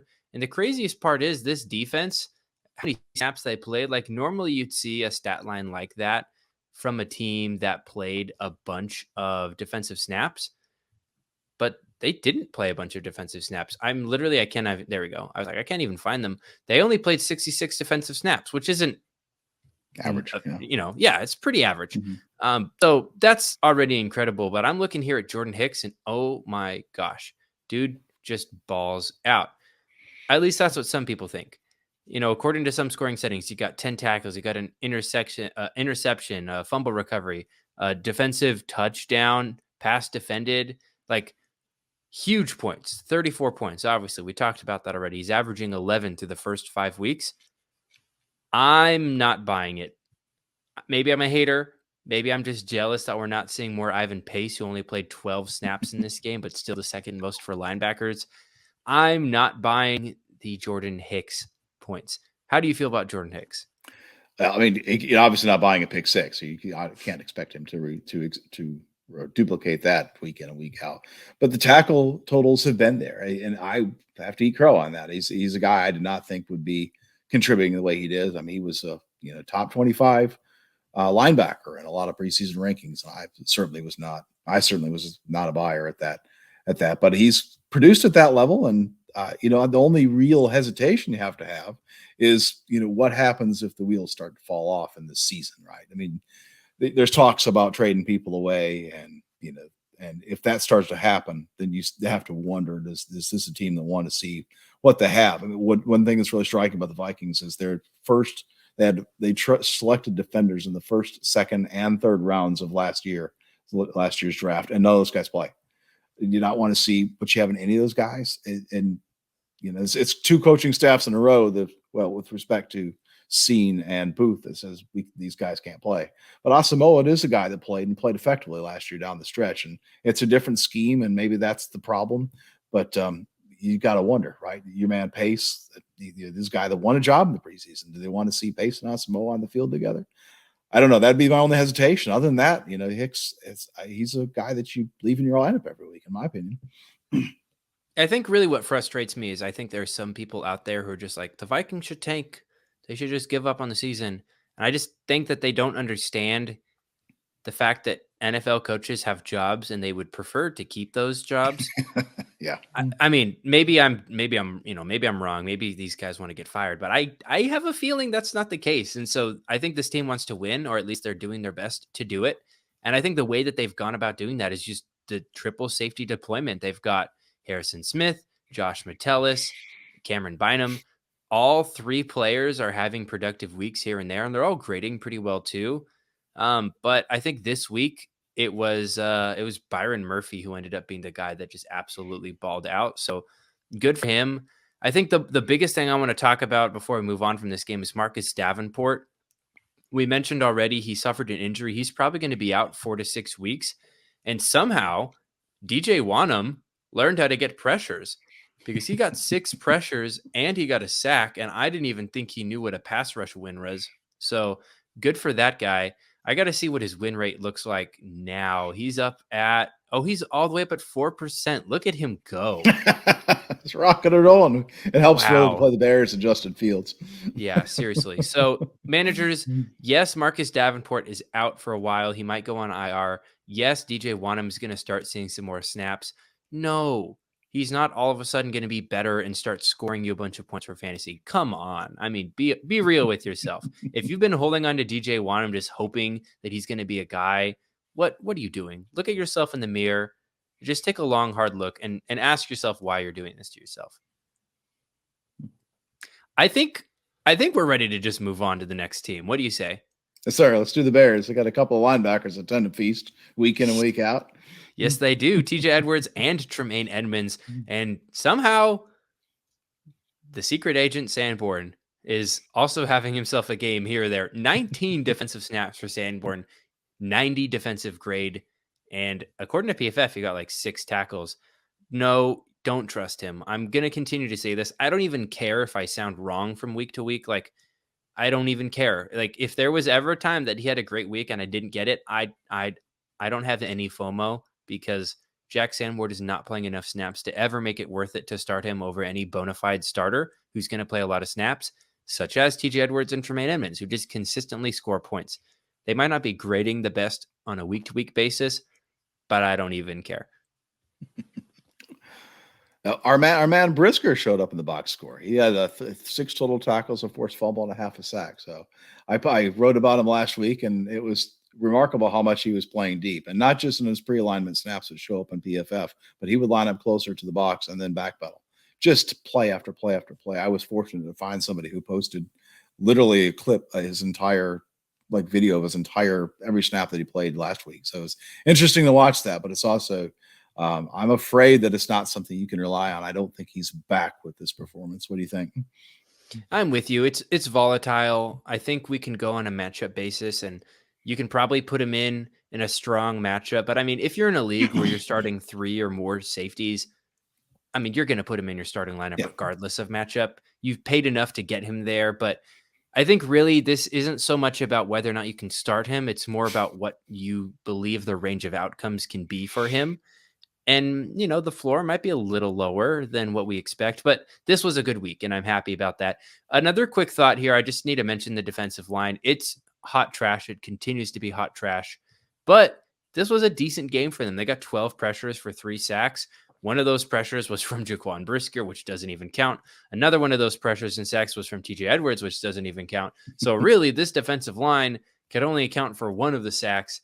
And most of the pressures came from one player, which is DeMarcus Walker, who continues to show that Yannick Ngakoue, who played just as many snaps as him and just as many pass rushes, got 0 pressures. So DeMarcus Walker, if there was one player on this defensive line, if you had a gun to your head and you had to choose one guy to start, it would be him. But let's be honest, you're not starting DeMarcus Walker unless he's in the most advantageous of matchups. Anybody else on this team that's interesting? I know Kyler Gordon and Eddie Jackson are kind of interesting talks. Maybe we can talk about them. I think Kyler Gordon has been hurt. Well, he finally got back this week, and had just 4 total tackles. So he's a guy that had some optimism about going into the season. But I think that, from my opinion, in order to be really a difference maker for a fantasy roster, you've got to have those pass rush opportunities and the opportunities to get home and land a sack or 2 to give you that upside, which really makes it worth it. Because I don't think I have to check the snap counts to see here if Gordon did in fact play full time this week. But there was at the beginning of the year, I don't even think he played full time. I think they had Tyreek Stevenson and Jalen Johnson playing full time. So no, Gordon is probably not a guy I'd be eager to play. He played 35 snaps for a total 61% this week, while those 2 guys, the boundary corners, were your starters. So it's just interesting to juxtapose this team with the Browns, who we mentioned a minute ago. They spend like $100 million on TJ Edwards and Tremaine Edmonds, and then went out and tried to go cheap.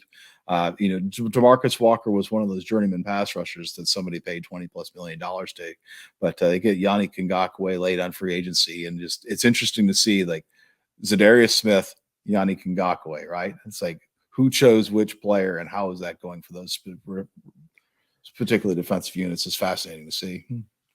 Totally agree. I would love to see like the tier list breakdown of like the order of importance when it comes to investing money into defensive positions. Because I have to imagine it's like edge rusher and corner at the very top, and then like linebacker is probably at the very bottom with like maybe strong safety, and then interior defensive linemen and slot corners and maybe free safety are kind of in the middle. I'm getting way into the weeds. Speaking of free safeties, really quick, Eddie Jackson finally came back from his injury, played 14 defensive snaps, got injured again. And that's what caused us to see more Elijah Hicks. Keep an eye on his practice reports. I believe Eddie Jackson can be fine once he comes back. I know there's a lot of sentiment out there that he's pretty washed and he should be off the team. I don't see it that way. I think he's still a good player. He might not be the same guy, but if he's healthy, I think he can still be a starter in deep leagues. He just needs to be healthy. Any other thoughts here on this team? Yeah. Yeah, quick shout out for the All 22 fantasy football platform, which kind of which implements fantasy football in the way that we just mentioned. What is the order of positional value? Well, they assign percentages to it based on spending, and it's edge first, DI defensive interior second, cornerback third, linebacker fourth, and safety fifth. And so the two defensive line spots are in the 5 percentage points of your fantasy football value, and then safety's down below 4. So just an interesting note. That's a fun league to play in. We're the folks in the IDP show, the gentlemen that host that are Josh and Adam and Bobby are in that league as well. I love it. I love the concept of the platform. I haven't gotten on it myself, but maybe someday if I ever give myself the time to actually dive in. But as a concept, I love the idea of like good football players getting points. Just for whatever reason, that just seems so cool to me. So I love that it's crazy, right? I know, it's wild. Speaking about good football players, speaking about you can't find one for the Patriots. Yeah. Yeah, not that's healthy anyway. Yeah, well, you can find one. He's just injured. Matt Judon's over on IR. That's right. All right, Patriots versus Raiders. Patriots 17, Raiders 21. Talking about the Patriots defense here first. I know we have a prep talk, but there's one specific player that I really want to mention. It's Anthony Jennings, who continues to lead the edges in snaps. Now, he didn't do great this game. He had a 56 defense grade, and he only had 1 pressure, but he had 5 tackles according to PFF. And with the injuries to Josh Uche and Keon White, I have to imagine that's only going to continue to be a thing. I think he's going to be a mainstay on this defense, and in good matchups. I mean, there's a good chance managers didn't add him off waivers because they weren't paying attention to our podcast, but he's still going to be a guy going forward. And so I think he needs to be rostered in moderately deep leagues. And for whatever reason, he just hasn't been. And I honestly didn't even know who he was until like a week or two ago. So maybe that's on me. But how do you feel about Anthony Jennings? Yeah, Anthony Jennings. Yeah, I think that's a great call. 81% of the snaps this past week. Not producing yet, but this is Bill Belichick has not forgotten how to coordinate defense. And I do think that he's a guy that has some long-term value going forward. And it's not too late to pick him up on the waiver wire. Even if you're in a league where, you're not super deep, I still think that's a good opportunity to go ahead and take a stab at him now. Yeah, absolutely. Let's go ahead and move on to the Raiders here. I'm looking at this defense here, and there's just not a whole lot of excitement going on. There's some decent grades for their defensive backs. I know Max Crosby is absolutely him, but there's not too much else going on here that I'm all that excited about. Maybe Trayvon Merrick putting up his 3rd decent performance in a row. Wondering, does he have any long-term value? I'm kind of having a hard time believing in it because an interception is never a consistent, reliable stat, and he only got like 3 tackles in this game. So is there any player on this team that's actually interesting? I think Nate Hobbs was missing, so we saw some slot cornerback snaps from Tyler Hall, but I don't think that's going to be something we can rely on going forward. So even his decent score is kind of unreliable.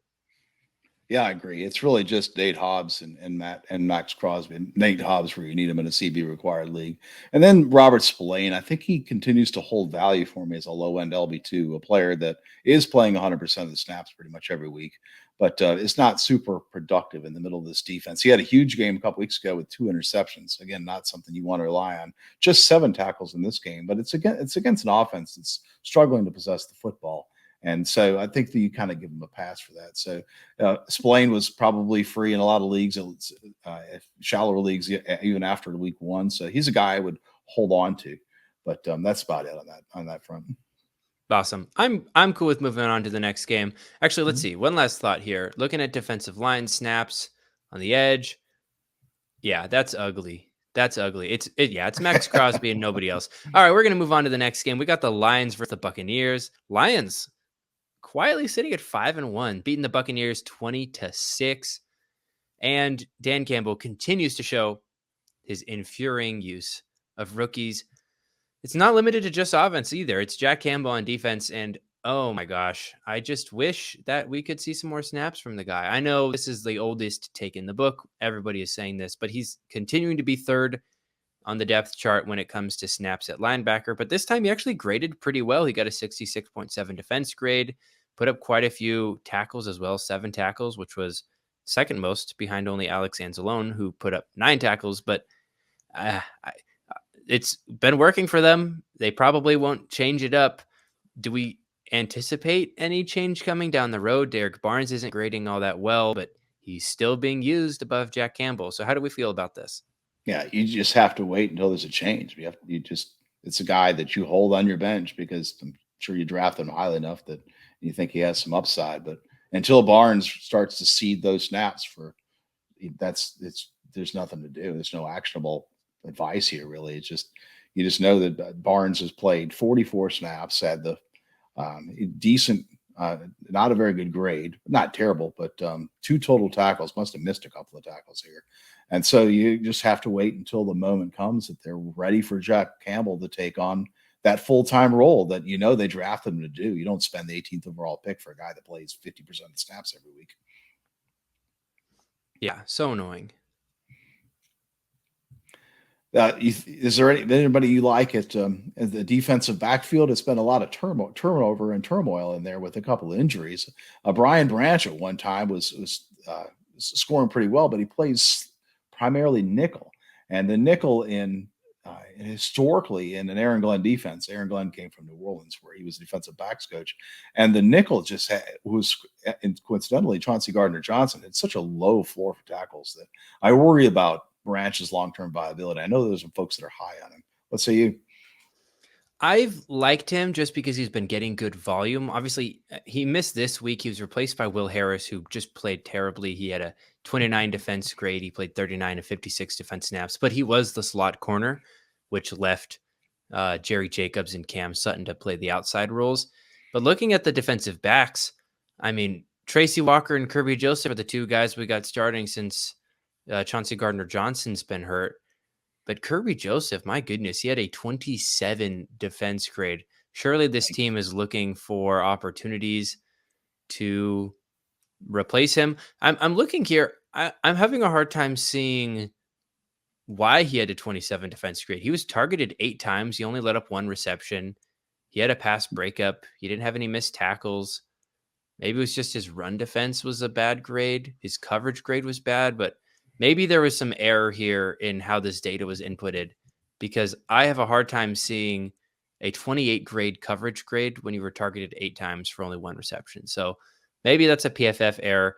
I don't really need to spend any more time on it, but I think what I should be talking about real quick is Aiden Hutchinson having a down week, because he had a 6.3% true pass set win rate here in week 6. He's still doing very, very strong over the course of the season, even in spite of this game. This could just be a result of him lining up against a good tackle, and that's going to happen sometimes. It's very possible that this team just made it their goal to shut him down in the hopes of giving the other players on their team a chance to be successful. But that's what happens when you're as good as Aiden Hutchinson is. So are you concerned about anything long-term? You're probably not. So not really. The only thing about it is just, who's his complement in that group, right? I mean, you got Charles Harris is on the other edge, and then you have Alim McNeil, who they're trying to convert from nose tackle to 3 tech, and that's the only real hesitation you have with it. But right now, there's a defense that's winning games, and they're able to play downhill, and so yeah, I'm really not much concerned. I don't think that Aiden Hutchinson is going to finish top 5 in the season. I know some do, but I think he's a solid edge 1. I agree with that. I think I'm ready to move on to the Buccaneers. So let's go ahead and take a look here at their defense. And I think what's most interesting is just the fact that Levante David's still him.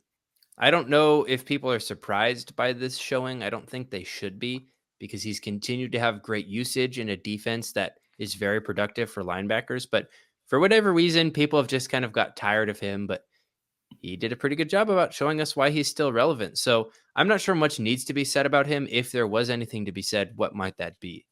Well, it's interesting that he's posted his first 30-point game by Big Three scoring since week 15 of 2021 with 12 tackles, 2 for loss, and a sack, pass defense, and a quarterback hit. Obviously, he's a guy that plays the full complement, but he's the one that did the pass rushing this week instead of Devin White. And Devin White is usually the guy that's doing the pass rushing, but obviously they don't want to be too predictable. So they mixed it up a little bit. Levante David gets home. But yeah, he's a guy that's just timeless. He's just a good player. Bobby Wagner's another one. You just got a handful of these players out there that just know how to play the position and continue to produce them. What do you think about the safety situation here? I know there's some folks that liked Ryan Neal coming into the season, cited the fact that he was a box safety. He has 6 tackles coming back from injury. Total defensive grade, 43.6. Maybe there was a reason he was a backup in Seattle for all those years. Yeah, I think there's a chance that a lot of his production previously was a result of good usage and good situation and supporting cast, as opposed to just individual talent, because here he gets a 43 defense grade, playing 67 of 70 defensive snaps, just isn't a difference maker, which is a real bummer, because I was really hoping he would be on this defense. But no, I think there's really only one difference maker on this defense, at least according to the week 6 PFF grade, and that's Vita Vea on the interior, getting a 90 defense grade. Oh my gosh. So, yeah, turns out he's good at football. Elijah Cansey right there next to him, getting 6 pressures and a sack, even though he only got a 49 defense grade. So that's going to happen when you're grading at a 32 in run defense, because you are his size.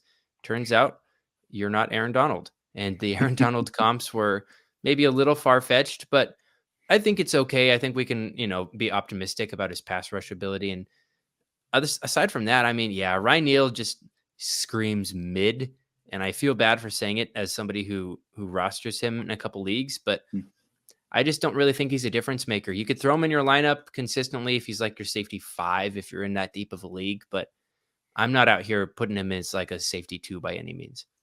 Yeah, I think Vea is interesting. It's between him and Dexter Lawrence is who's the best true nose tackle in the NFL. And with Vea out there eating that many blocks, I mean, Cansey's just so set up for success. It's interesting to hear he's not grading well, but he's still getting those pressures because he's getting stunted free and he's able to make something happen even without playing particularly well. Obviously, he's a rookie; he's got a long way to go, but that's interesting to monitor going forward. All right. I'm ready to move on here to the Cardinals game. We're nearing the end of this episode, so we're going to keep cranking this baby out. Looking at the Cardinals defense here, we get the Cardinals versus the Rams. Rams win 26-9. But Kaiser White, man, he's not grading super hot, but he's still scoring some points. He got 19.2 points here in week 6, 15.7 on average through the first 5 weeks, but only a 33 defense grade. And I think that's what's going to happen when you're a linebacker on a bad defense and teams try to expose you. I mean, I was going to try and say at least he's not Zaven Collins, but Zaven Collins actually got a 71 defense grade here, so good for him. Still can't get pass rush wins, but that's what's gonna happen. So it's tricky here because it's the dichotomy between skill and production, and I don't necessarily think Kaiser White is bad. I think this could just be a bad game from him, but are we concerned that poor grade is going to have an impact over the rest of the season? I'm not really too worried about it. How about you? No, not at all. We know that Kaiser White's not a special player. He's never graded real highly. He comes into a situation where he's got not a lot of talent around him. The Cardinals defensive coordinator, Nick Rallis, 29-year-old guy, the first job, deserves some credit for having this group play above its talent level for the first 5 or 6 weeks of the season. And they're just going to have a hard time holding it together. They're going to have some bad games. And I really feel like that linebacker is that grade is it's really hard to be a good linebacker in the middle of a bad defense. And just you have so little talent, nose tackle and defensive tackle in front of you, not much of the back end. They're playing safeties that couldn't make the Eagles 53-man roster. Those are your 2 starting safeties. It's just going to be a rough go, and on the PFF grade, which you just have to as a fantasy produce gamer, you're satisfied with the tackle production that he's going to give you week in and week out. I'm not worried about him losing his job. What do you think about those safeties? I think one thing that's interesting about Kayvon Wallace is that, look, I mentioned he didn't make the Eagles 53. He gets picked up by the Cardinals off waivers, and they immediately plug him in as the starting strong safety after Budda Baker gets hurt, and he's playing just a chunk of snaps in the box. He's playing the usage that you would think that was straight out of 2017, and he's got some tackle numbers to go with it. Yeah, I mean, this is exactly what you would imagine a usage, not skill kind of score sheet to look like, because Kevin Wallace got a 45 defense grade. That's nothing special. It's not like the worst. It's not the most liability. I mean, there are worse grades on this defense, on most of this defense. But yeah, I mean, those tackle numbers, they're not fraudulent. They're not Mickey Mouse tackles. I mean, he's playing a ton of snaps in the box. That's what's going to happen when you get that kind of a usage. I also want to do a quick point out here to Andre Sachere, because he is filling in for the other injured safety and playing a decent amount of snaps. I mean, a lot of snaps. He's playing all the snaps. I'm more so thinking about usage. It's a little bit more deep safety. He's starting to be a little bit intriguing. His defense grade wasn't great either. He got a 57 grade, but it's a very, very low bar to be decent in this defense. So if he ends up getting to start next week because Jalen Thompson might continue to be out, then maybe you can consider him in the deepest of leagues, but I'm sure that there are still better options. So this entire defense just is kind of weird. Zaven Collins somehow getting one of the highest grades alongside Dante Stills. So this is just a really weird team that's playing decent against most teams, but against the Rams, yeah, no, not super great. So I don't think we need to spend too much more time on this defense. What say you? Yeah, the 3 tackles for Wallace is just a puzzlingly low number that I'm sure he'll rebound from. Next team. Yes, exactly. The Rams here. I'm seeing lots of good grades, and I think that we can probably understand why, because there's a stud at the heart of that, and that's Aaron Donald. And when you play with Aaron Donald, good things happen. I picked the wrong week to bench Byron Young, the apparently 25-year-old rookie that is doing pretty well alongside him. 5 pressures for a sack. That's very, very impressive. Getting an 87 defense grade, showing it's not all a fluke. And I think that maybe we can just kind of continue to trust him. I picked the wrong week to bench him, like I said. I think maybe there's a chance that we just see some more consistent production going forward from him. What are you thinking about Byron Young here? I don't know if you have him in any leagues anywhere, but I've had the unfortunate pleasure of having to choose when to start and sit him, and betting the under on his tackle prop on Underdog as long as they let me get it. Yeah, that's an interesting strategy. I haven't seen what the tackle props are, but this guy that's playing 86% of the snaps and playing an outside linebacker role, they are going to have a handful of tackles from time to time. I have him in one league, a 20-teamer, where I got him. I was surprised at how late he went in that particular league. I think I got him I traded into the 6th round to get him in a 20-team league. And I didn't start him either. I started Michael Hoyt, the other edge defender, instead, and that was, of course, for naught, because Hoyt didn't collect a sack, but Young did. I really think that a lot of this production is, he's got 87 grade and 88% pass rush grade for Young is interesting and is worth monitoring. But I really think this is a situation where the Cardinals looked more like the team we thought they would be when we started the season. They're running out of gas with smoke and mirrors. James Conner was hurt, and they weren't able to generate any offense against the Rams this week. Yeah, Sean McVay owns the Cardinals. That is for sure, even with a new coaching staff, but that's all right. It's not until we get rid of our owner that we're actually going to see some difference in that situation. Just kidding. I'm sure that's got nothing to do with it. Not too many other interesting things to talk about on this defense, to be honest. Ernest Jones does Ernest Jones things, gets a ton of tackles. I'm talking a ton of tackles. And as nice of a performance as that was in Big 3 scoring, it was lower than average for him, which is kind of unfortunate, but nothing really noteworthy aside from that. Safeties, Rusty East, Jordan Fuller, both getting the full-time role, doing what you'd expect with that. Outside corners, Deion Kendrick, Akilah Witherspoon, doing about what you'd expect there. Kobe Durant playing in the slot. aside from that, I mean, this team is pretty normal. Yeah, just not much to see. We don't have impact edge defenders. It really comes down to Aaron Donald trying to make an impact, and then you've got that nice tackle production on Ernest Jones. It's kind of a simple lack of excitement for IDP gamers. Yeah. All right. Let's go ahead and move on here to the Eagles versus the Jets. 14-20. Jets get the win here, making the Eagles now 5-1. And I think it's time we stop panicking about Hassan Reddick, because this guy got 6 pressures for 3 sacks, 62 defense grade, 31 points here in week 6 after he's been averaging only 10 points per game through the first 5 weeks. He's back, right? Or Yep. is he? Yeah, he is.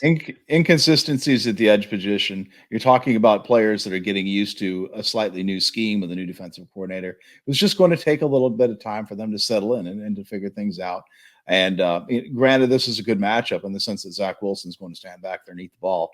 But yeah, I still feel like Hassan Reddick is in that, that kind of that second tier. There's in my mind, among edge defenders, there's just these top 5 elite players, and then you have about a dozen guys after that you just know are good players that may not crush it every single week for you, but you're comfortable starting, and you just have to ride out some of the bad weeks with those guys, unless you have the opportunity to have 2 of them that you can platoon together. And that, yeah, you play matchups in that sense. But Reddick is a guy that, we talked about we had a minute ago. We talked about other premium guy that didn't do anything. Oh, Hutchinson, right? Hutchinson had a quiet week. It just comes to the territory. Reddick had a big week this week. Not at all worried about him.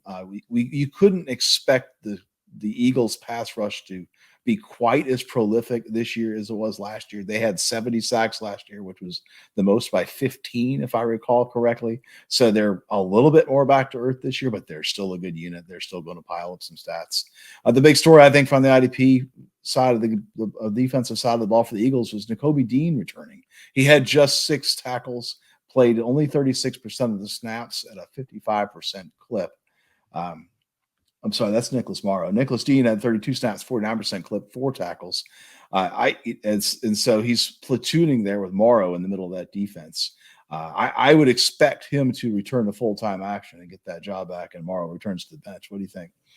100% agree. It's going to ultimately be Zach Cunningham and Nakobe Dean playing the full-time role. Yes, it says Nick Morrow started. That's just, he probably played the first snap, and then they could have just swapped back and forth from there. I really don't put any weight in that starting star here in this specific situation. Also worth noting, Terrell Edmonds now won the who is going to play more, Terrell Edmonds or Justin Evans battle, except Reed Blankenship now got injured. So who's going to come and replace him? Surely Justin Evans. Oh, nope. Mekhi Garner. So that was something, I guess. We'll have to see. I haven't looked up to see if Justin Evans was injured or if he just got benched. Oh, well, he's on IR. He got hurt. I don't know what happened to him, but I saw that he went on IR. Played 100% of snaps last week, on IR this week. Reed Blankenship hurt in game, replaced by, you mentioned, Mekhi Garner. Sidney Brown was out. I think he was questionable going into the game. So I'm not sure what Reed Blankenship's long-term injury prognosis is, but if Reed Blankenship is out, I think Sidney Brown is your direct backup. I would expect to see him and Edmonds in this defensive backfield next week. I hope so, because I have way too much Sidney Brown in best ball. I have Sidney Brown, Terrell Edmonds, and Reed Blankenship, and I was just setting myself up for heartbreak because, of course, Justin Evans and Mekhi Garner are going to be the guys to get snaps, but it's fine. I'm over it. I don't really think there's too much else on this team we need to talk about. Everything else is pretty much expectation. Do you think so? Yeah. Awesome. All right, moving on here to the Jets. Yes, their linebackers continue to be great. CJ Mosley here with a 92 defense grade. Incredible job. He put up 23 points here in week 6, but Quincy Williams put up 23 points in here in week 6, 21 points per game through the first 5 weeks. CJ Mosley doing some of the same stuff, 18.75 points here in week 6, getting 16 points per game through the first 5. They're both startable. We had somebody ask us on the preview pod previously, can you start them both at the same time? Yeah, you can. This Jets defense continues to play a ton of snaps, even in wins. And so I think we can expect this to more or less continue. Yeah.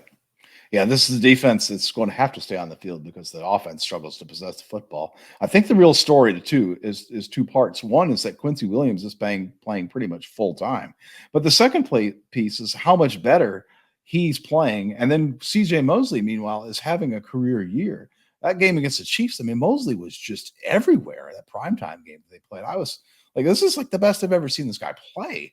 So these guys are not only tackle producers, but because of the volume of snaps, but also have potential for big plays and a defense that's still pretty effective. It was really remarkable to see in the looking at the play chart for the Eagles Jets game this week. The Eagles had only 4 drives in the first half of this past week, and 2 of those ended in turnovers, and 2 of them ended in touchdowns. One of them was a 19-play drive. The Jets are a team that are they're just trying to force you to just kind of outlast you, make you make a mistake. Be patient. Try to keep, they're trying to force you to hold the ball. They're the kind of the classic bend but don't break defense. But with the pass rushers that they have, and then the cornerbacks, of course, were both hurt this week, so you had to see them play a little softer than they might otherwise have. But still, it's just a defense that it's scary how effective it could be. When we talked earlier about the Browns, this is the team I think that you could make an argument for in terms of the quality of players on the defensive line, and then the cornerback position. Yeah, I agree. And I think I was underrating their third cornerback, who is Michael Carter, because he had to step into a bigger role this year, play some on the outside. Now, he only got a 46 defense grade, so maybe not exactly what you want to see, but it's the third corner, putting in a position where you're not used to playing. I get it. The last thing I want to talk about here is Bryce Huff. He played 50% of snaps, 77 defense grade, 8 pressures for 2 sacks. Is that legit? I think he's just a situational pass rusher. I think he's a good situational pass rusher. But you're digging deep for a guy that you're hoping to hit. It's almost like the old school touchdown vulture or fullback, right? You're just hoping that your fullback scores a touchdown. If he doesn't, you don't get anything out of him. That's who Bryce Huff is for defense. Exactly. Aside from that, it's pretty much the same stuff that you'd expect. Nothing super noteworthy. I'm ready to move on to our final game. You think so? Yeah. Awesome. All right, so we've got the New York Giants just barely losing to the Buffalo Bills 9-14 on a sketchy no call, but oh well, that's not really our position to talk on. Unfortunately, what I need to talk about is their edge rushing situation, because Kayvon Thibodeau, oof, he is not putting up many points. He put up 1.25 points for you here in week 6. He's been averaging 12.4 points per game through the first 5 weeks, but those have kind of been Mickey Mouse points. This is the third time I've used Mickey Mouse as a phrase to talk about like somebody scoring more points than they really should be, because he got very, very few pressures, but like a sack, and really, really lucky. This is the one week where it's kind of been the opposite. He only got 1 tackle this week. He didn't get any sacks, but he did have 6 pressures. So his tackle grade's been pretty bad, but his pass rush grade's looking kind of decent. And unfortunately, my guy, Azeez Ojulari, I believe got placed on IR today. So we're going to see, unfortunately, quite a bit more of Jihad Ward, who got 1 pressure, which is pretty much exactly what you'd expect because it's Jihad Ward. But the guy that's absolutely balling out is more so the guy in the interior, Dexter Lawrence, who got 3 pressures here. So this was a tough matchup, only 18 pressures for the entire defensive line, 0 sacks. So that's about what you're going to expect here in a bad matchup. But I know there are more exciting position groups that we can talk about here in a sec. Yeah, Thibodeau is a guy I had high hopes for coming into the season. This whole season is just kind of fallen apart for the Giants, pretty quickly here. They almost saved it, or at least K-State in it. But it was an interesting stat. They took their first snaps of the season with the lead in a portion of this game. So they're just struggling. I for a dynasty standpoint, I would hold Thibodeau. I think that he still has potential to be a good player. But of course, the production is going to come on a bad team. Is going to continue to come from your linebackers who are out there on a defense that can't get off the field. And Bobby Okereke has 11 tackles, 2 tackles for loss, forced fumble, and 2 pass defense in a game where the Giants defense was surprisingly effective. And it really had a lot to do, in my opinion, with play calling. I saw a tweet mid-game somewhere from a reliable source saying that they had first the Bills offense had the first overall EPA score for the week of all teams this weekend that played, and the lowest passing grade, EPA pass grade at the time. And it's just almost like they were just trying to fight fire with fire. Josh Allen kept trying to play hero ball, and they kept trying to throw the ball deep. And they really finally started to generate a little bit of production by driving the ball and trying to take what was given to them. But it's interesting to see that they invested that first round pick on the tight end and have really not adapted their offense in a way that I would have expected to incorporate that in there. And so the Giants were, I played with a lot of heart. I did think that they put a fair amount of pressure. It's interesting. You said 18 pressures, no sacks. I felt like they did a pretty good job of pressuring Allen and making him think about some of those throws, and they forced him to a couple of bad plays.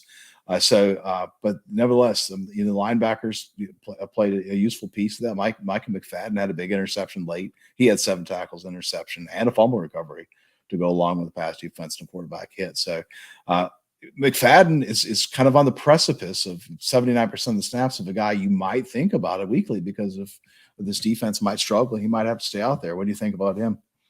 Yeah, he has so much upside, and I think that's what's also important to note. Like, yes, his snap share is low, but maybe this is a little bit of a long shot. I kind of see him as the new Pete Werner, of like a guy that doesn't typically see 100% of snaps, but is just so effective with the snaps that he does get that I'm kind of am not even worried about it. So does that make any sense at all? Am I going crazy? Yeah, it's an interesting point. Yeah, I have to think about that. That's interesting for perspective for sure. Yeah, he's a guy that I wasn't expecting to be useful, but he continues to be. Yeah, and he's even got that pass rush upside too. I mean, 6 pass rush snaps, sure, but 3 pressures on those snaps. That's nothing to scoff at. I mean, I would expect like 0 or 1. So the fact that he's But got 50% with 6 snaps it's better than one, it's better than Logan Wilson, who got 1 pressure on 1 snap, because that seems kind of fluky. yeah, well, this is a team that likes to blitz, right? If it wasn't for Brian Flores being the ridiculous outlier that he is every time, that we'd be talking more about this blitz rate. This is a team that, especially with Thibodeau not producing, and then Jihad Ward, who might be the worst continuously employed pass rushing edge defender in the NFL over the last 3 years. Sorry, Jihad family, for listening. But you've got to do more than just rush forward, hope you get there. It's almost like every defensive play for the Giants is like ripping the Band-Aid off and hoping you get there. So Yes, pretty much. I'm sure that's just in general how Giants fans feel when they watch this team. So I'm sorry, you guys. We're gonna go ahead and talk about a different team now, because it's time. It's getting kind of late. So we're gonna go ahead and talk about the Bills here. And what's going on here with their linebacker situation? Last week I thought it was gonna be Tyrell Dodson because he played more defensive snaps. Nope. It actually ended up being Dorian Williams, who played 65 of 77 defensive snaps. He earned 12.5 points here in week 6 after averaging only 3.3 through the first 5 weeks. He got 10 tackles and a quarterback hit. Terrell Bernard continues to be the most productive player in this defense. Even if he didn't grade super well this week, I kind of sort of don't really care, because he's going to play all the snaps. They've got nobody else. It's him, Dorian Williams starting opposite him. Tyrell Dodson played 4 snaps in this game. He is not going to be a starter unless you see an injury to either Terrell Bernard or Dorian Williams. So there we go. Dorian Williams, his time has come. Fantasy managers are getting him a little sooner than they expected. I'm sure I still had him on the taxi in one of my leagues, and I'm kind of not ready to activate him because it was a little sooner than I was expecting. So are we excited about Dorian Williams going forward this season? Maybe I should rephrase this, because I know we're excited. Terrell Bernard is blowing our minds with just how many points he's scoring. Can Dorian Williams be a consistent linebacker too going forward? I don't think so. I mean, it's interesting to note his snap share. He played, what was it, 85%, I think I read. So not a guy that they're ready to lean on full time, maybe because of his youth. Yes, he could earn the trust of the team. The Bills linebackers, it depends on partly your format, but we've seen a Jekyll and Hyde performances in a way, about what are the Bills? Are the Bills the first 3 or 4 games? They just controlled the football. Their defense played as few snaps as any defense in the league. And in the last couple of weeks, they played a bunch of snaps, and Terrell Bernard has put up double digits tackles in both of those weeks, where they're staying on the field with. And so it's hard to know what to expect. I mean, it's if you're in a big play scoring league, I think you go ahead and stick them out there because that the Bills are typically playing downhill. But boy, it's just the history, the track record of both Tremaine Edmunds and Matt Milano is such that Milano had a pretty good year last year, but there have been years where both of those players have such low tackle floors that it's hard to play them unless you're in a really big play scoring league. And so that would be my concern going forward. Terrell Bernard's kind of answered that with some of these tackle numbers lately, where you more comfortable with him going forward. But I'd have to see more from Dorian Williams to want to rely on him week in and week out. Yeah, I think that's fair, especially considering his 2 missed tackles in this game. Like, even if he just has more tackle opportunities, who's to say he's converting on those? His youth is definitely showing in that department, looking like a 2022 Jalen Petrie. Speaking of safeties here, maybe a little too harsh. Maybe a little too harsh. Quick note: safety usage pretty normal. Micah Hyde, Jordan Poyer doing their things. Unfortunately, not a lot of tackles because they played against Daniel Jones. Daniel Jones is not throwing the ball downfield. Their corners, pretty typical usage as well. Teron Johnson, though, had himself a game. PFF has him for 14 tackles. I'm sure it was a little different than that on the actual 15. Stat sheet. 15? Great. Wonderful.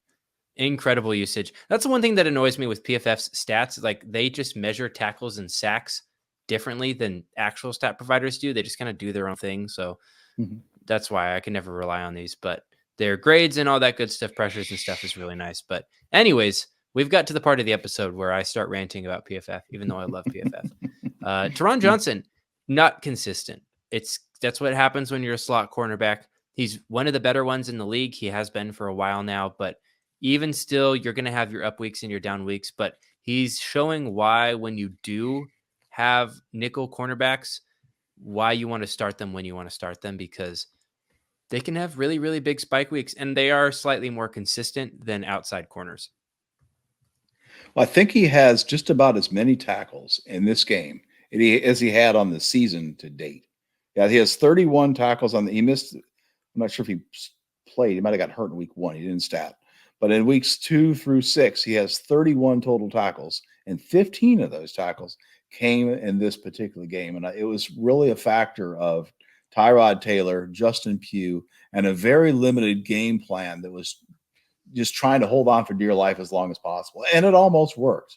But Tyrod Taylor was planting his back foot and unleashing the football as quickly as possible on so many plays.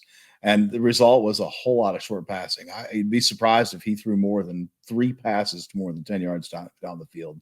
And so it's kind of an outlier game in that sense. But Teron Johnson has had he has had a year, I think it was 01, where he was kind of a top 5 or 6 cornerback, just really just based on tackles. And it's interesting to see in this game that you mentioned the safeties. Taylor Rapp's hardly playing at all. And he was a guy that I thought they signed. I thought that he was wanting to sign to see some run. And here you are, they're down to their, they had, a rookie linebacker playing and 2 backup cornerbacks alongside Teron Johnson. And they still don't find a way or a need to have a dime defense with Taylor Rapp on the field. It's kind of interesting development. What's really hilarious is I'm exposing myself from my football knowledge. I even watched this game. I know Daniel Jones didn't play, and I still mentioned Daniel Jones as the guy they were playing against. So I really have no excuses there. Maybe that's just a sign that we're reaching the end of this episode. So how about here's what I do. I'm going to pull up Sleeper. I'm going to look at the game that is happening on Monday night because I'm assuming it's over. I'm just going to see. I'm going to see if there's anything insane, anything crazy going on. Otherwise, I think we can just cut this off. We've got the Cowboys over the Chargers, 20-17. All right. Congrats, Cowboys fans. Cowboys defense. How about this? Damone Clark had 8 tackles, 7 solo tackles. So that shows out to just 8 total tackles. So really impressive there. Marquise Bell is another guy, 7 tackles there. I believe he was the linebacker starting opposite Damone Clark, who he's getting a lot of use there. So that's kind of that situation. Micah Parsons continues to be a little bit of a bummer, but he did get a sack in this game, so that's nice. And then looking at the Chargers defense, Kenneth Murray, 9 tackles, Eric Kendricks, 8 tackles. Oh no, I put a prop on over 8 tackles for Eric Kendricks. So that's a tough one. Khalil Mack getting more sacks, 2 sacks here in this one. And aside from that, Joey Bosa here getting no sacks. Oh, did I lie here about Khalil Mack got 1 sack? So yeah. Aside from that, nothing super, super crazy unless you're seeing something that I'm not seeing.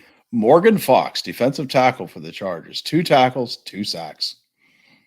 Congratulations if anyone had a chip on him this week, but I suspect he was. I started him in all my leagues. That's right. Awesome. All right, Tripp. I think we're ready to close this one out.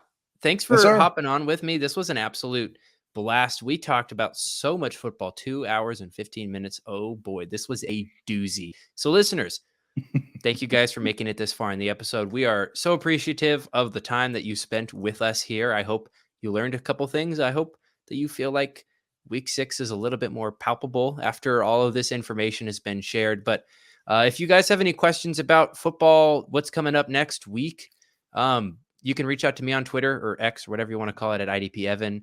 You can reach out to Tripp. You are at Dynasty Tripp on X. Is that correct? Yes. Okay. Yep. Just making sure.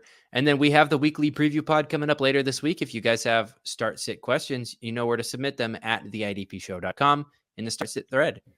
Aside from that, Tripp, any final thoughts here before we close out this episode?